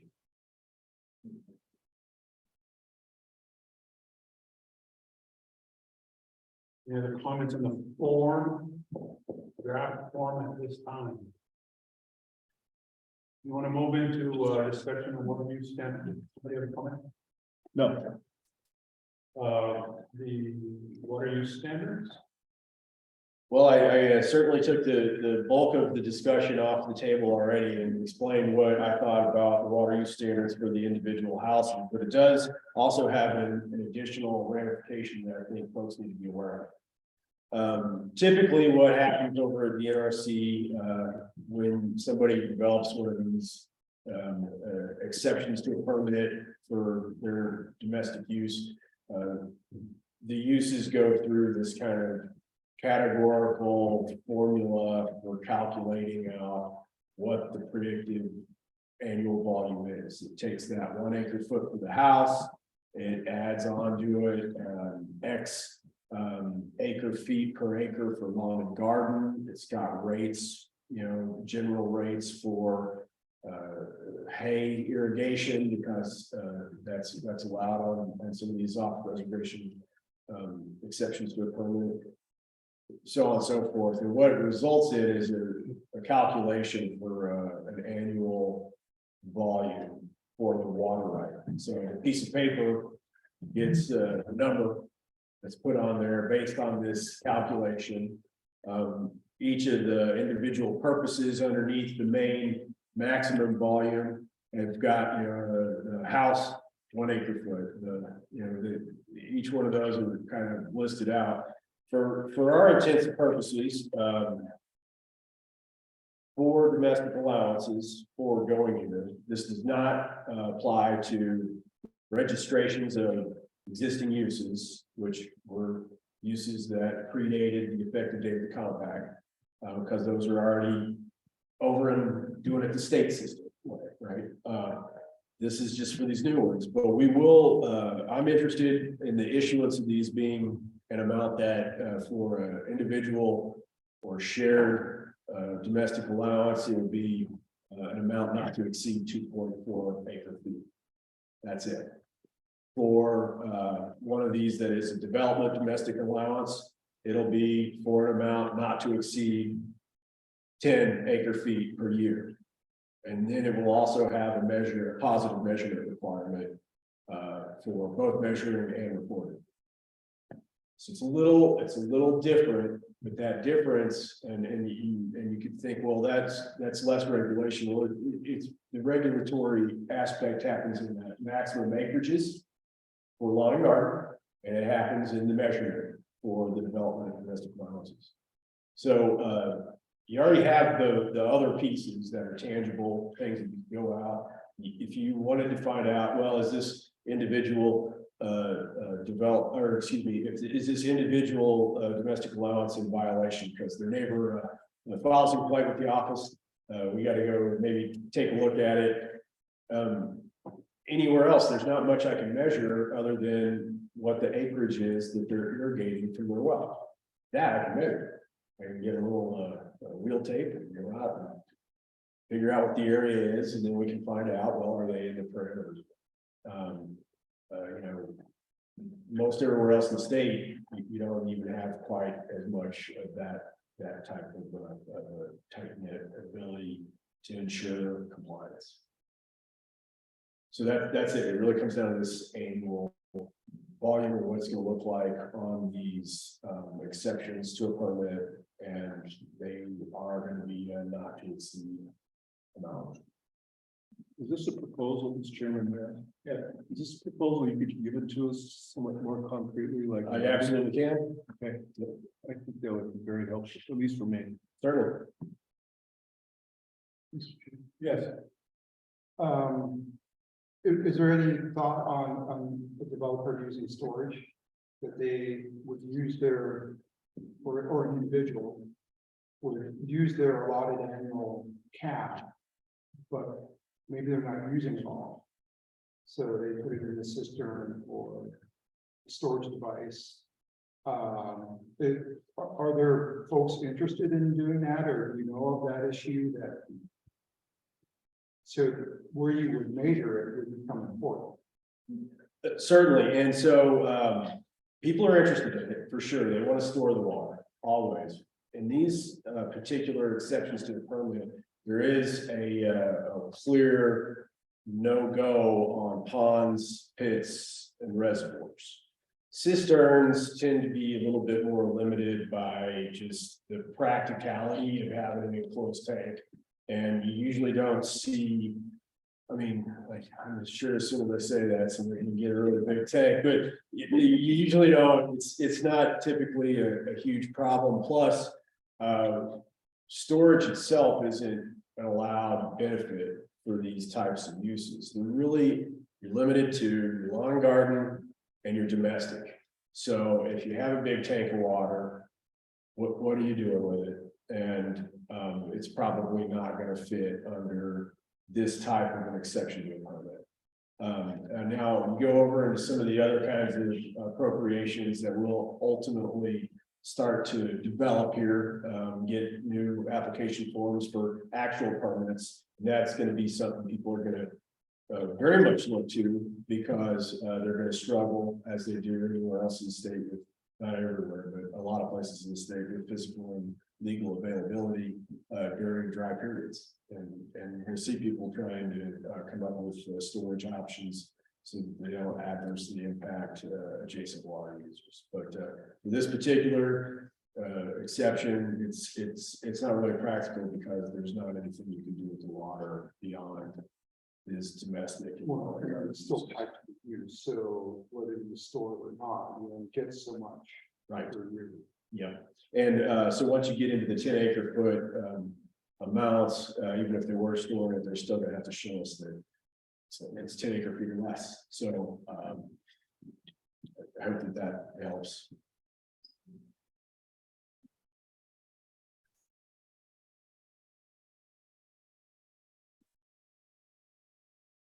You'll provide the draft statement on the standards that you just described. I'll do like a standard memo, Office of the Engineer memo, if that is appropriate. Fine. And it'll be kind of like the other one that you saw, where this is my proposed policy, and you guys could choose to endorse or modify, and then we'll have it set in our policies.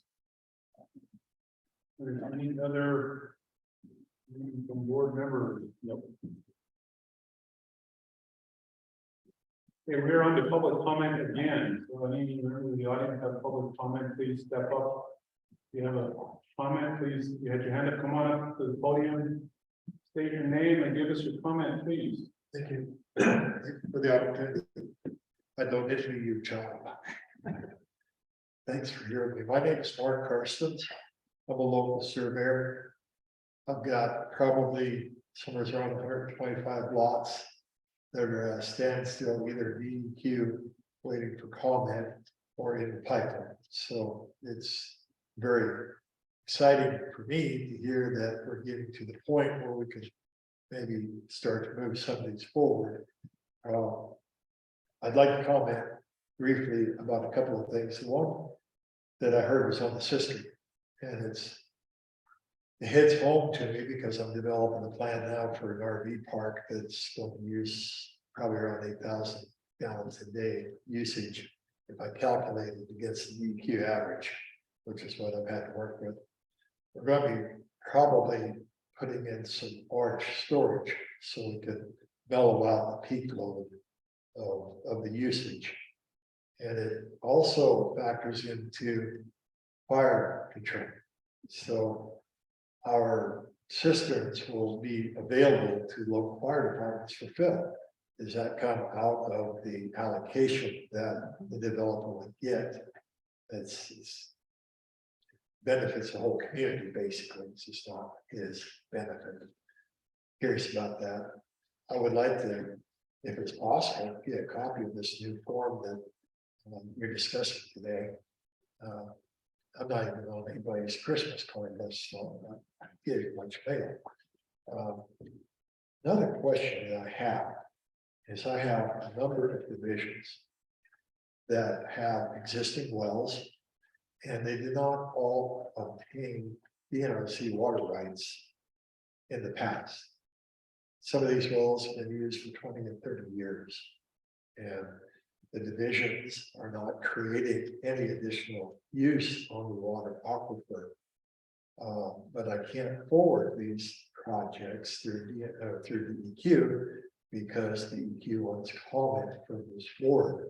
Is there contemplation of a forum that would allow these projects to go forward, or did I miss the bus? Is you one in place? That would be wonderful. Really happy to see this at this point. But, is there anything for existing wells that don't have DNRC rights? Sure. I mean, I'm just taking notes, so, I think the short answer is yes, there will be, but I would really urge you to sit down with our water engineer and have him go over that with you, because I think the time will come when we're ready to open that up, and I think that we're inching closer to that. Sharon, board members, we get over that. You can apply under a 2.4 standard on the existing well. Under the correct circumstances, and I am happy to sit down and talk with you about what the options are for that. That it costs like you see. Hopefully they're going kind of late. It'd be nice to be able to do it next week. And could you please credit 2 copies of the draft development domestic allowance, and then we can review one, and would you like to have a copy? Yes, thank you. Thank you very much. Thank you for comment. Any other comments? Anybody online have a comment?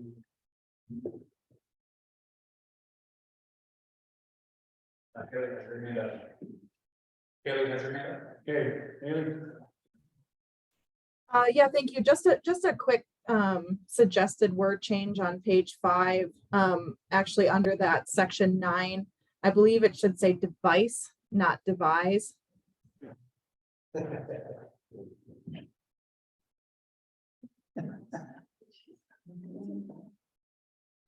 Thanks, Haley. Any other comments? And of course, board members, I think what we're doing is not taking action today. I think Ethan's suggestion is that we leave this open for public comment until the next meeting. So if you or anyone has comments, please provide those in writing, please. Ethan. Okay. We'll close that public comment section. We'll go on to item 5, draft 4.6F, geothermal well notices. Ethan again.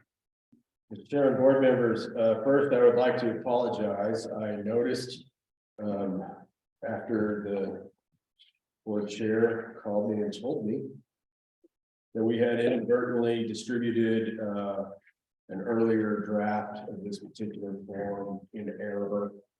The error was fairly limited to number 1, the eligibility verification. The form that you see in front of you now is the correct rate. And I again, a lot of moving parts. Apologies. Now on this particular application, we have had a fair amount of technical work going into discussion of one of these applications for geothermal heating and cooling exchange well process. Before you see part A. We would like to get part A situated before we proceed with part B as discussed earlier, but I do mention it here is that this particular type of an application, you first apply to get the permission to build it. Then you go build it, put the water to use, and you come back, you show us that you did it the way that you said you were gonna, or any changes are still within the parameters of the authorization that's allowed in the ordinance. And part B gets you the water. You'll notice that these are large in flow rate, 350 gallons per minute. Technical staff had some concerns about that, so we did take special consideration to make sure that we had good information to identify the spacing of the injection well and the extraction well. We have, I think, pretty good language that clarifies for these that once the system comes into balance, that the withdrawal needs to equal the discharge, so that you don't see a whole lot of net change. We do have a very clear statement in the appropriation in front that says it's not consumptive use, that it's a closed system. The form now does, at the request of the tribe's hydrologist, solicit very clearly the pumping design schematic so that we can ensure that there's isolation in the system. Board members, it's hard to tell how many of these we'll see. The expense is substantial compared to other more conventional heating and cooling systems, but it is something that was included in the ordinance. And we did have some requests to develop a form. Here it is. Today, you have a draft form in front of you. We think it's good enough to meet your approval if the board so chooses to approve it, and in short order, we'll draft up part B if part A is approved by the board today. We're also happy to go back and make changes if they're needed, or we can have the approval contingent on changes that are described here today. Good question. Yes, Chairman.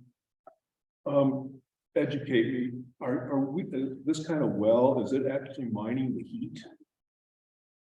I say mining for lack of best service. It is, so they take the groundwater temperature, which is warmer in the winter than the air temperature, bring that into the house and then use a heat exchanger system to take that warmer air and heat up that colder air, and then it leaves a much smaller differential that requires additional heat to get into the covers.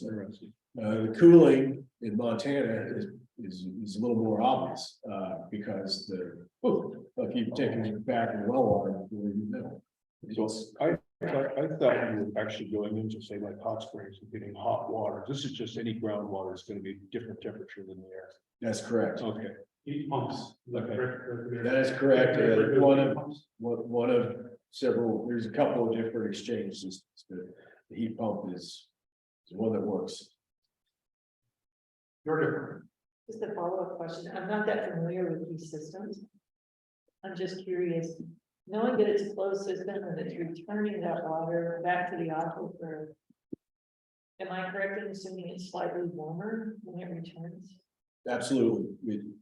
So are any of these recharge or will recharge be considered? Because if you're going into a stream that's, for instance, used by West Slope Cut, for my new partner here to my left, who knows more about fish than I do, but it could affect, especially in the spring for certain species, ag fry development if the recharge water is warm. Am I in logic okay here? Will that be monitored? There is no, the ordinance does not offer my office an opportunity to monitor that issue. However, the ordinance does offer an opportunity for someone to apply for a controlled groundwater area.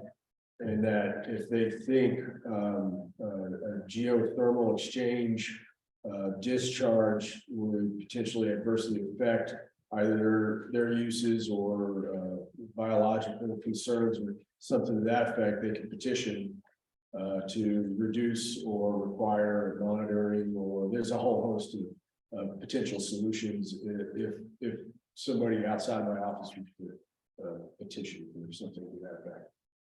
Georgia, hold on, Georgia. I guess knowing that, and knowing that we have some really important species here and some really important habitat that needs protection. And I understand these are really expensive, and I can't imagine we're gonna be seeing a bunch of them. But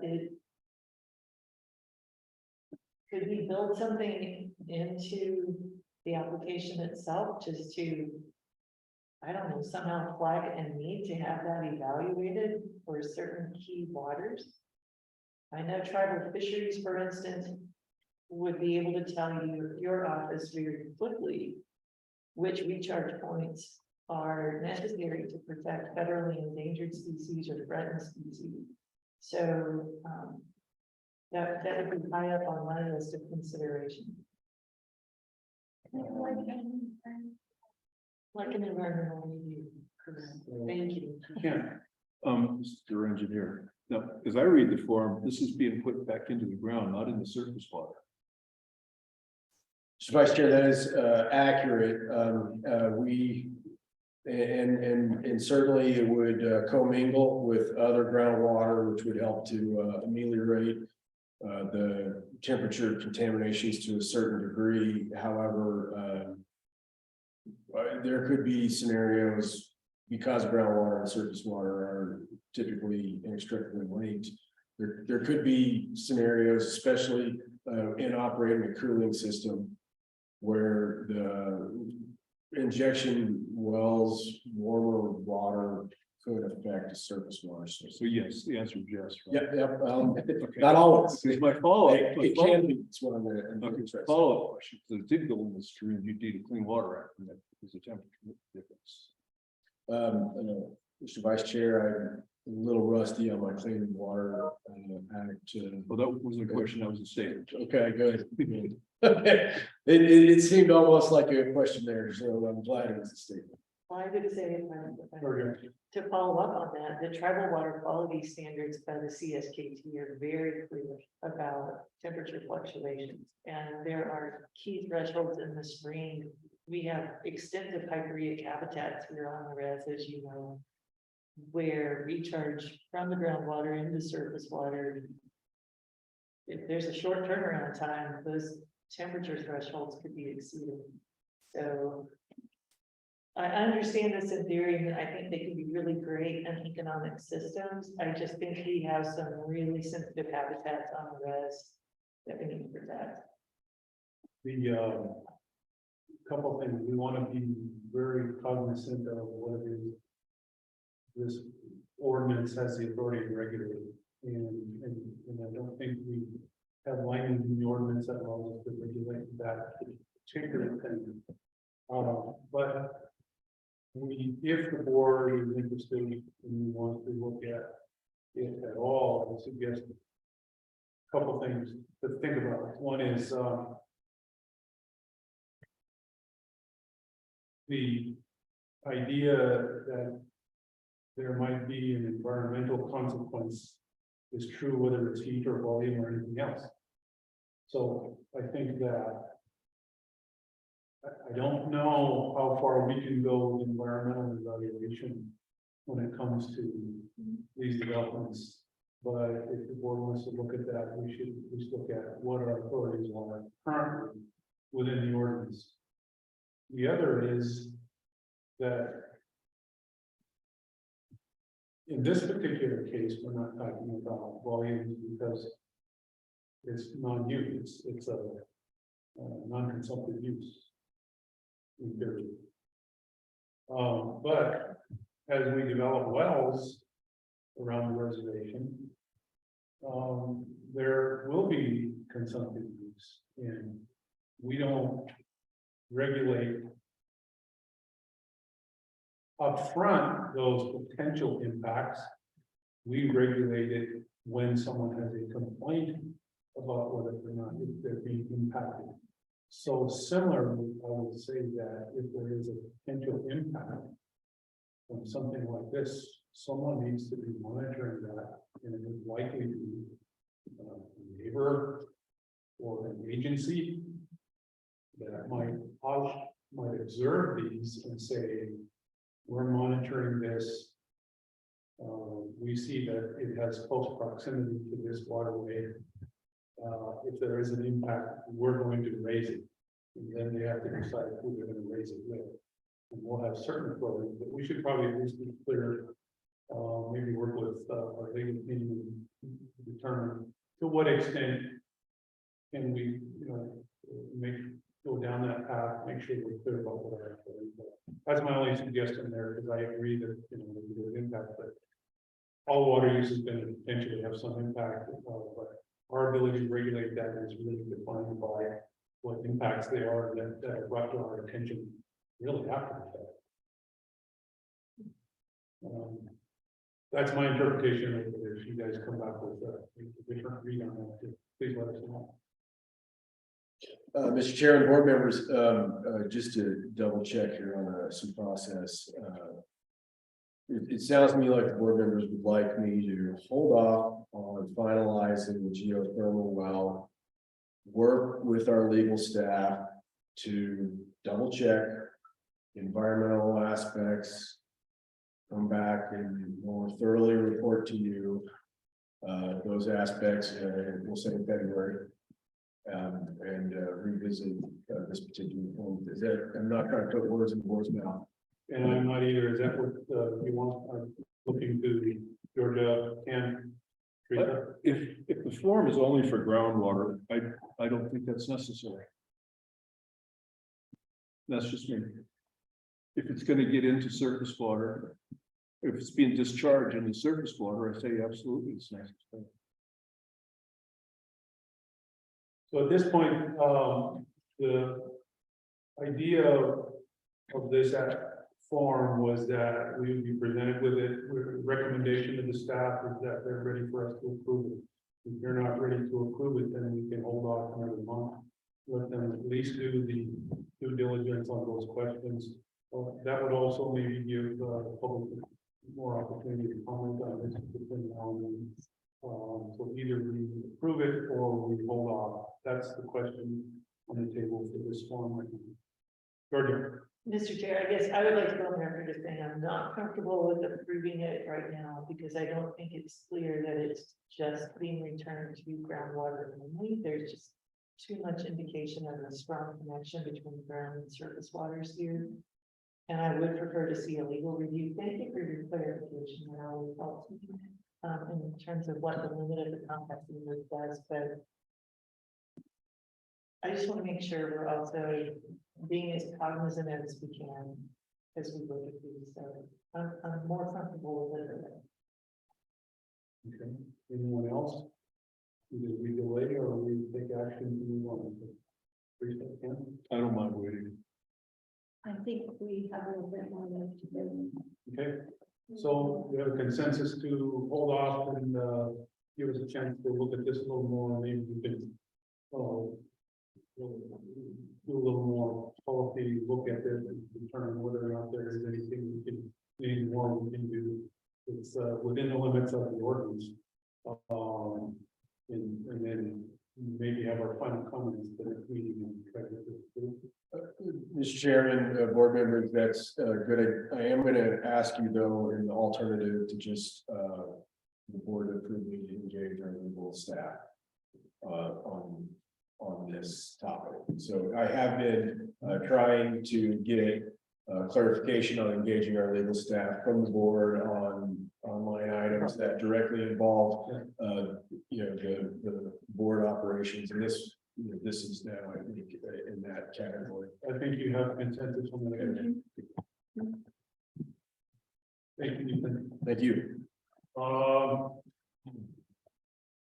That was a discussion of the draft. We have direction on how we're going to deal with that. We do have a public comment section on this as well. Any public comment from anyone in the audience or online on this form at this time?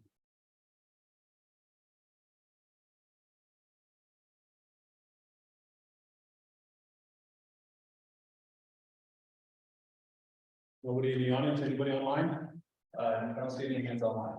All right, moving on to the next item. Ethan, we have some new legal questions. Mr. Chairman, board members, I know you're probably sick of hearing from me already today. As just mentioned, I am interested in having clarification from the board before engaging. More formally with our legal staff, and I think they appreciate that as well. I have 3 specific questions that I'd like to explore, with them. And I don't really have them in here to offer a whole lot of discussion today, and that's not really my intent. I would prefer to hold off. I can explain what they are. Yeah, if you could define them for us. Yes, sir. We can go ahead and say, let's do it. All right, the item, if the chair will allow, item 6.1, jurisdiction for splitting a water right. Sometimes over the course of subdivision and property divisions, water right that encompassed a much larger area becomes fractionated in ownership. And oftentimes the now multiple owners of that water right would like to come in and split the water right. And so in a scenario where you've got a 10-acre water right, hypothetical, of course, 10-acre water right that's cut down, the property is cut down the middle. There's 2 5-acre parcels now with 2 distinct separate owners. They'd like to, I'd like to own my water right, and I'd like you to own your water right. It's the most common sort of easy type of split. I would like to explore with our legal folks who is ultimately responsible, who has the jurisdiction over those splits. Oftentimes they're looked at as an ownership update because it is it's like a little more than just an ownership update. But I think we would benefit by having some look at it, and the ultimate reason is so that we can develop procedures to either direct folks to DNRC if they would like to split their water right, or develop procedures for this office to better serve. And that's all it is. We just need to kind of sort out where people need to go. The question that you're posing, though, I think once you start looking at it, is going to you're going to get more questions than answers to start with, because for example, the kind of split you talked about is typically we're talking about something, let's say it's a well. Water rights for a particular piece of property also require a source.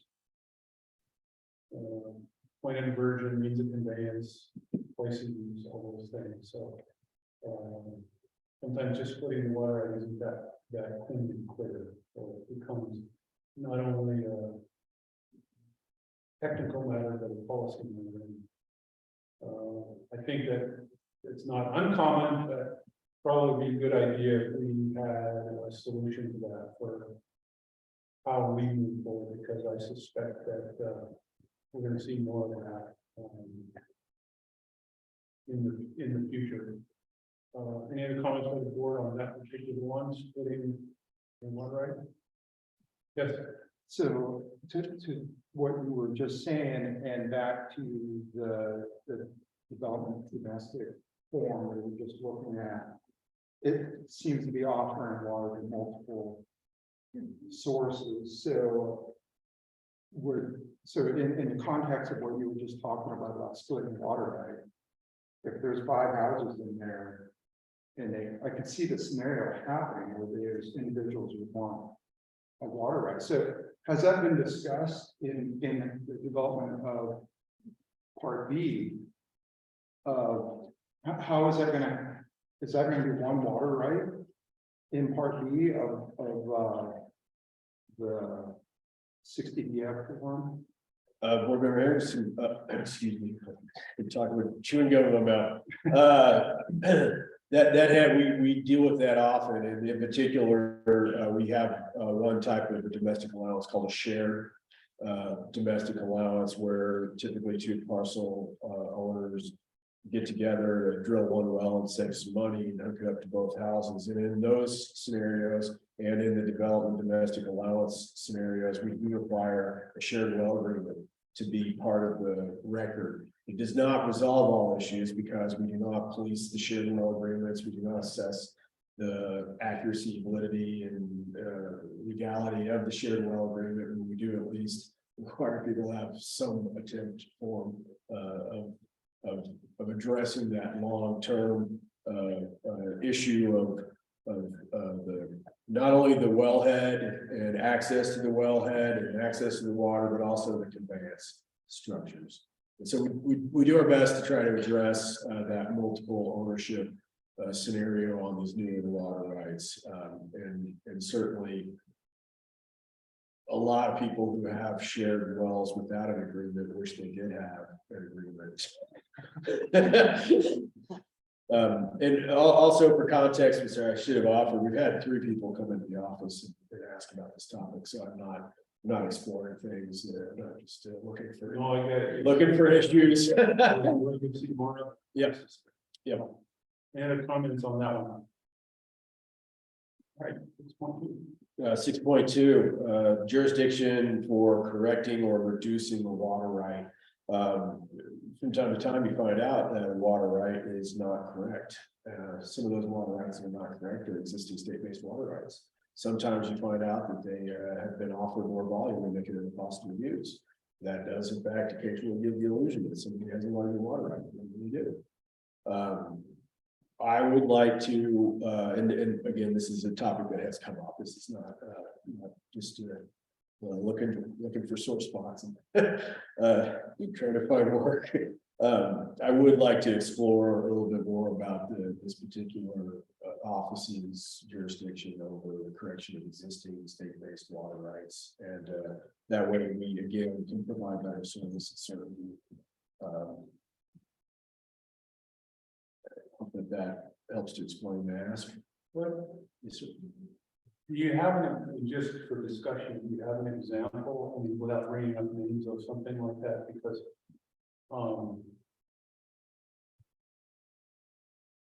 and then especially if we're talking about something that's been used and it's already in the database. And, Sure. how are you finding them? Sometimes people come in, they can't find their water right. We look for their water right. Their geocode doesn't have anything associated with their water right. We find that the neighbor has the water right incorrectly geocoded to their property. And so a correction is in order. It's most of these are more of a clerical administrative type of correction. But some of them, I did see one that had the wrong source. Obviously, it just been mislabeled. These things happen. There's thousands of hundreds of thousands of water rights out there. I mean, I think we've already done a couple of typos I've made on things here today. So That's a good thing. Any comments? The next one. Excellent. The next one is the jurisdiction for describing or affirming an existing water right for DEQ subdivisions. So this would be similar to the scenario that you heard, but an arrangement where somebody actually has a water right. Currently, if you have a water right, you're going to divide your land, and DEQ is looking at it. They're going to want to know that that water right is accurate and does in fact account for legal use of water and before they proceed with authorizing the subdivision. And so DEQ, they're looking at like your new uses and existing uses, right? They're looking at both of those and more issues with subdivisions. It's a generalization here. But we currently have some measures in this interim period where DNRC is willing to take a look at existing water rights. Here in this scenario, because in general, I'm trying to remove interim processes and find long-term permanent processes. I would like to explore this topic with our legal counsel and come up with the best case scenario for solving that. So again, we could provide a certain service for folks. Also, I'm going to mention that we will be taking I will specifically carry information from either state or tribal technical or legal assistance to our legal team to make sure that they they have that background as well, so we're not gonna try to make these assessments in a silo management. That's all I have on the 3 asks today. You got any questions on that one? All right, one more time, public comment. Public comments on this particular aspect. In person or online.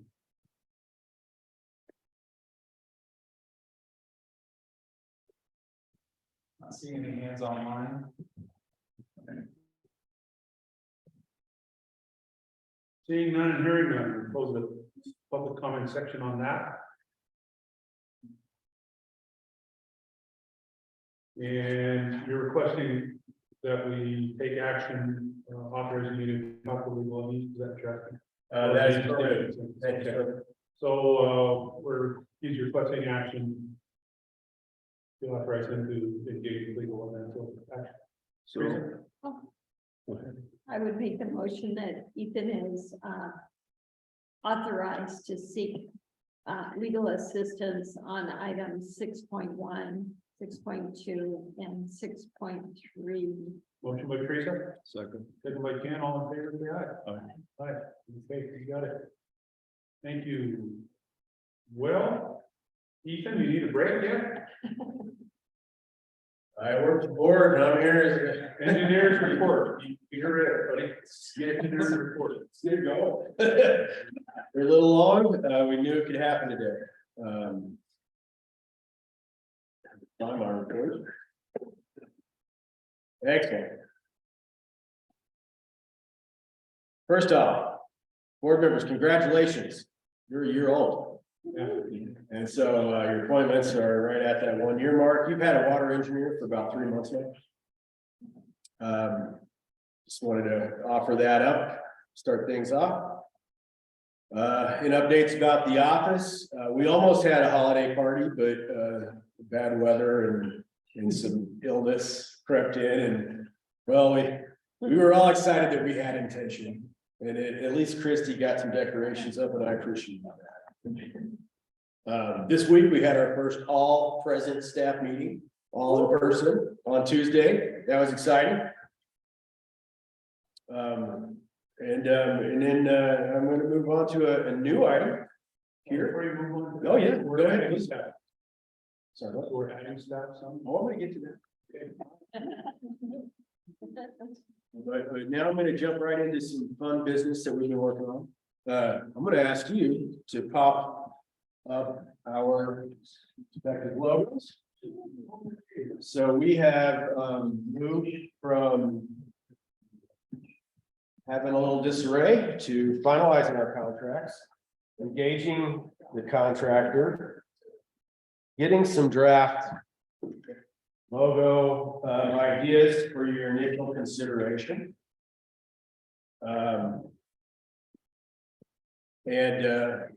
You know, hopefully you can throw those up on the board there. So everybody can kind of take a look. So what we're going to do, I'm not asking anybody to take any action on this stuff today. I'm handing you logos, take a look at it. We're going to do our regular thing where you interact with me. Tell me some of your thinking. I'm going to help work with the contractor on your behalf. If you need Georgia, if you specifically would like to meet with the contractor, we can arrange that. I know you've been a little invested. I would offer that to Roger as well, but he's absent today. I know he'll be excited about this because he keeps saying, hey, go do that. Get that done. So we have something to look at. There's 2 different logos. There's some different fonts. There's an image. So please do look at these, do enjoy them, do think about what you want to see. Imagine them as the bigger one as a watermark on the back of the water right that signifies, you know, that's what's going on up here for water use on the Flat Indian Reservation. Question? Yes, Ken. Will we get t-shirts? And hats, I know. as soon as you approve them. All right, so I feel like this is a kind of Herculean and exciting moment, but I also recognize it's later days. Website updates, I offer you that we have a finalized site map. We've got 75% of the copy is drafted. You're waiting my review. We are pending bios from the board and the staff, and I understand Roger and Georgia are going to provide us the kickoffs with the bios, examples that we can all follow. You'll have a picture and a little bit of credentialing, a line or two. You're in this mix now, so pay attention. We'll get those on. We'll have a staff website that has the bios from the staff, and then a board page. Those are going to be separate pages. I understood last on the site map. Thank you. I wanted to also mention that the site, the website organization, everything. James has done a great job, kind of helping to lead the office on that now, and I'm very appreciative. And he's also done a little bit to reduce some of the complexity of the website. Hopefully we'll keep it simple. So that's good news. And not as great news, our FRWMB.gov application got hung up somehow over the holiday. And I did massage that forward early this week, but I would not be surprised if we're a month out on our domain acquisition. Shane, for your background understanding, to get a .gov designation, there is an application process that's thoroughly vetted, and that is why a .gov retains trust for the public and folks using those web services. So we're in the process of converting ourselves from the .org to a .gov. And I wish I had faster news for you on that, but at least we'll try to attend it. Anna has helped us towards setting up an MOU with the Department of Revenue for access to Orion. That's exciting, and then that will give us the deed and property information that's specific to this office. DNRC has offered us some contingent worker forms, and we're hoping that our staff can fill out the contingent worker access forms and get access at least first to the test water rights database, and with hopes of eventually getting more. I'll keep you posted as things move on. I expect that we'll have those probably done and back to DNRC by the first of next week. Issuance of water rights.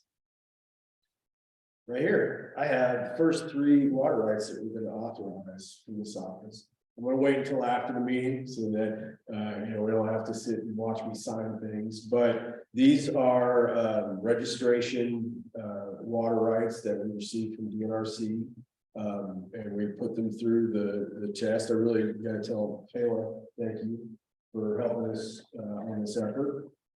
And so we have 2 602Fs and 1 222F that will move forward for this particular family, and they are very excited about it. But to me, I'm excited to have our first issuance. Now they don't get the logo and the watermark yet, but they're happy to be able to move on because they are also hung up on their projects. And so we did try to find folks who've got some real need to. Even so with that and the other forms that we talked about today, how close would you say we are to being fully open? Well, I do. It's listed in here. I put it after giving you all my accomplishments. I was going to tell you the stuff I still need to work on. But the flow chart for full. I'm very aware that you wanted it. I didn't start it. I got a little hung up on some other things myself, and but it's very helpful. So I was going to mention it. That maybe I won't mention it a second time. We have also, I thought I'd let you know, so far we have authorized 235 construction authorizations for individual or shared domestic allowances. Melissa, did you get that? I don't think she's on there. Oh, well, we'll need to share that with her. I know she was interested in knowing what our final count was as of right now. Staffing, we are hiring a second water rights specialist. That's exciting for us. We had 20 applicants. We contacted 5 of them that met our interest. 3 of those accepted interviews. Next week, we have the interviews. Georgia is going to help us with the interviews. Thank you very much, Georgia. Really appreciate that. We're excited to have that moving along. Retirement benefits. I have engaged Empower, and by February, you'll have a proposal for Office of the Engineer a retirement package, and I'll be seeking the board action for a retirement package for the employees here. I do want to mention about the retirement package that I'd like to probably have our legal staff take a look at it, but I'd like to get it in my hands first and see where we're at. They had one odd hiccup, which I think the tribes use Empower. I'm not totally sure, but they did mention that they, if you want to go to court with them, that they don't do things out of the tribal court system. And I don't know if that's going to be an issue, but I wanted to bring it up here as something that we need to. It'll be something I'll show you the wording on that, and assume that probably somehow made it through to get the power for the tribes. So I'm going to guess maybe we can find some sort of ground that's good enough for us for retirement. Staffing policies, we know we need them. I'm working on them. I think I clarified enough about sort of how we're going to shift a little bit from the very good work that you guys have offered me, and it'll be in your hands for your consideration before we have it out here. We are continuing to train and learn, and I'm very pleased that we've got a great group of people to work with. You're welcome. Thank you, guys. We got office partitions that have arrived. We're waiting for the file cabinet. We're going to have that stuff.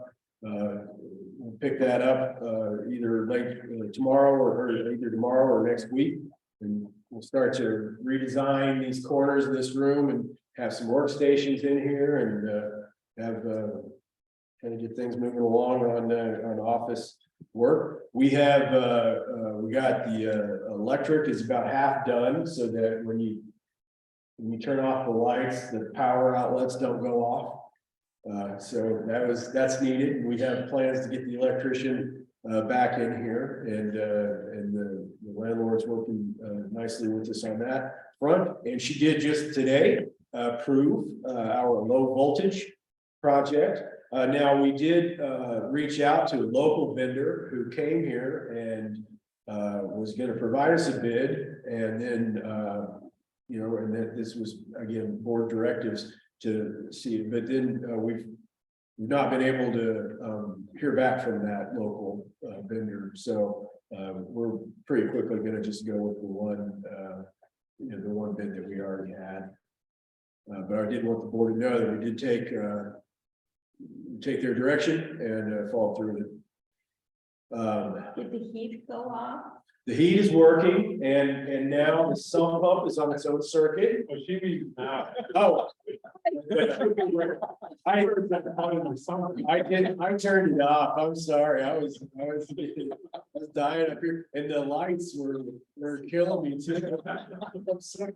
We're gonna get you a little portable heater. That's gonna be on the list of expenses next. But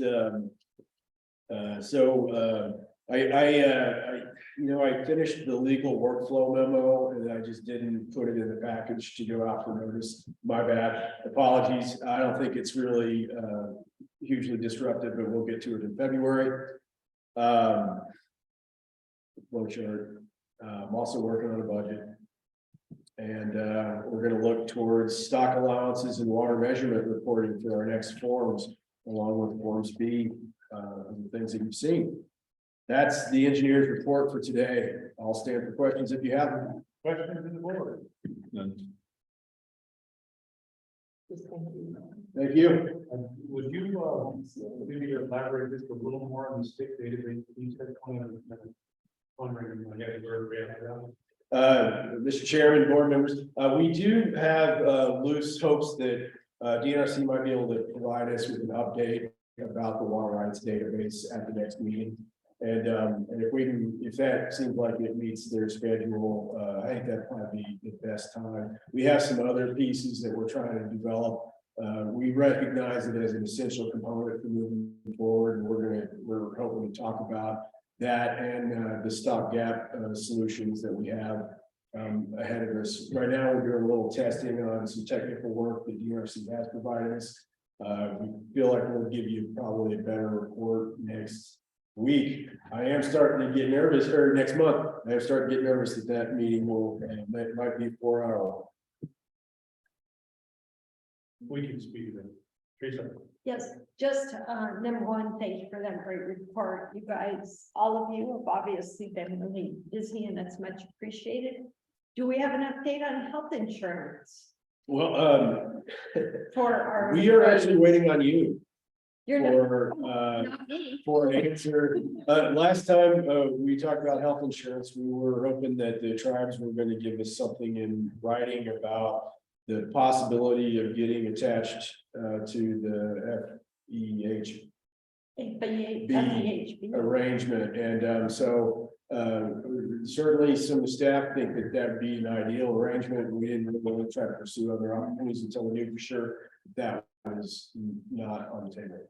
Mr. Chairman, just for information, at the last board meeting that we had here, where it wasn't quite as cold, I'm just joking. Melissa said she was waiting for an answer on the FEHB for Lisa Shores. What I wanted to suggest is that maybe we as board members could either check with Lisa or Clayton, you can check with Lisa and we can maybe push that forward. But I understood from Melissa, that's where that was, Lisa Shorts' level. Let's do this. If you would send me, look at a 2-sentence email. I will take that and use that to follow up. Super, thank you. Do you mind if I email you some background on this? They do. Okay, cool, thank you. No, it's just. Yeah, excellent. And I did almost skip over this, but I'm excited. You know how nice it is to be able to streamline things, but Christy has figured out how we can create checks right here out of this office.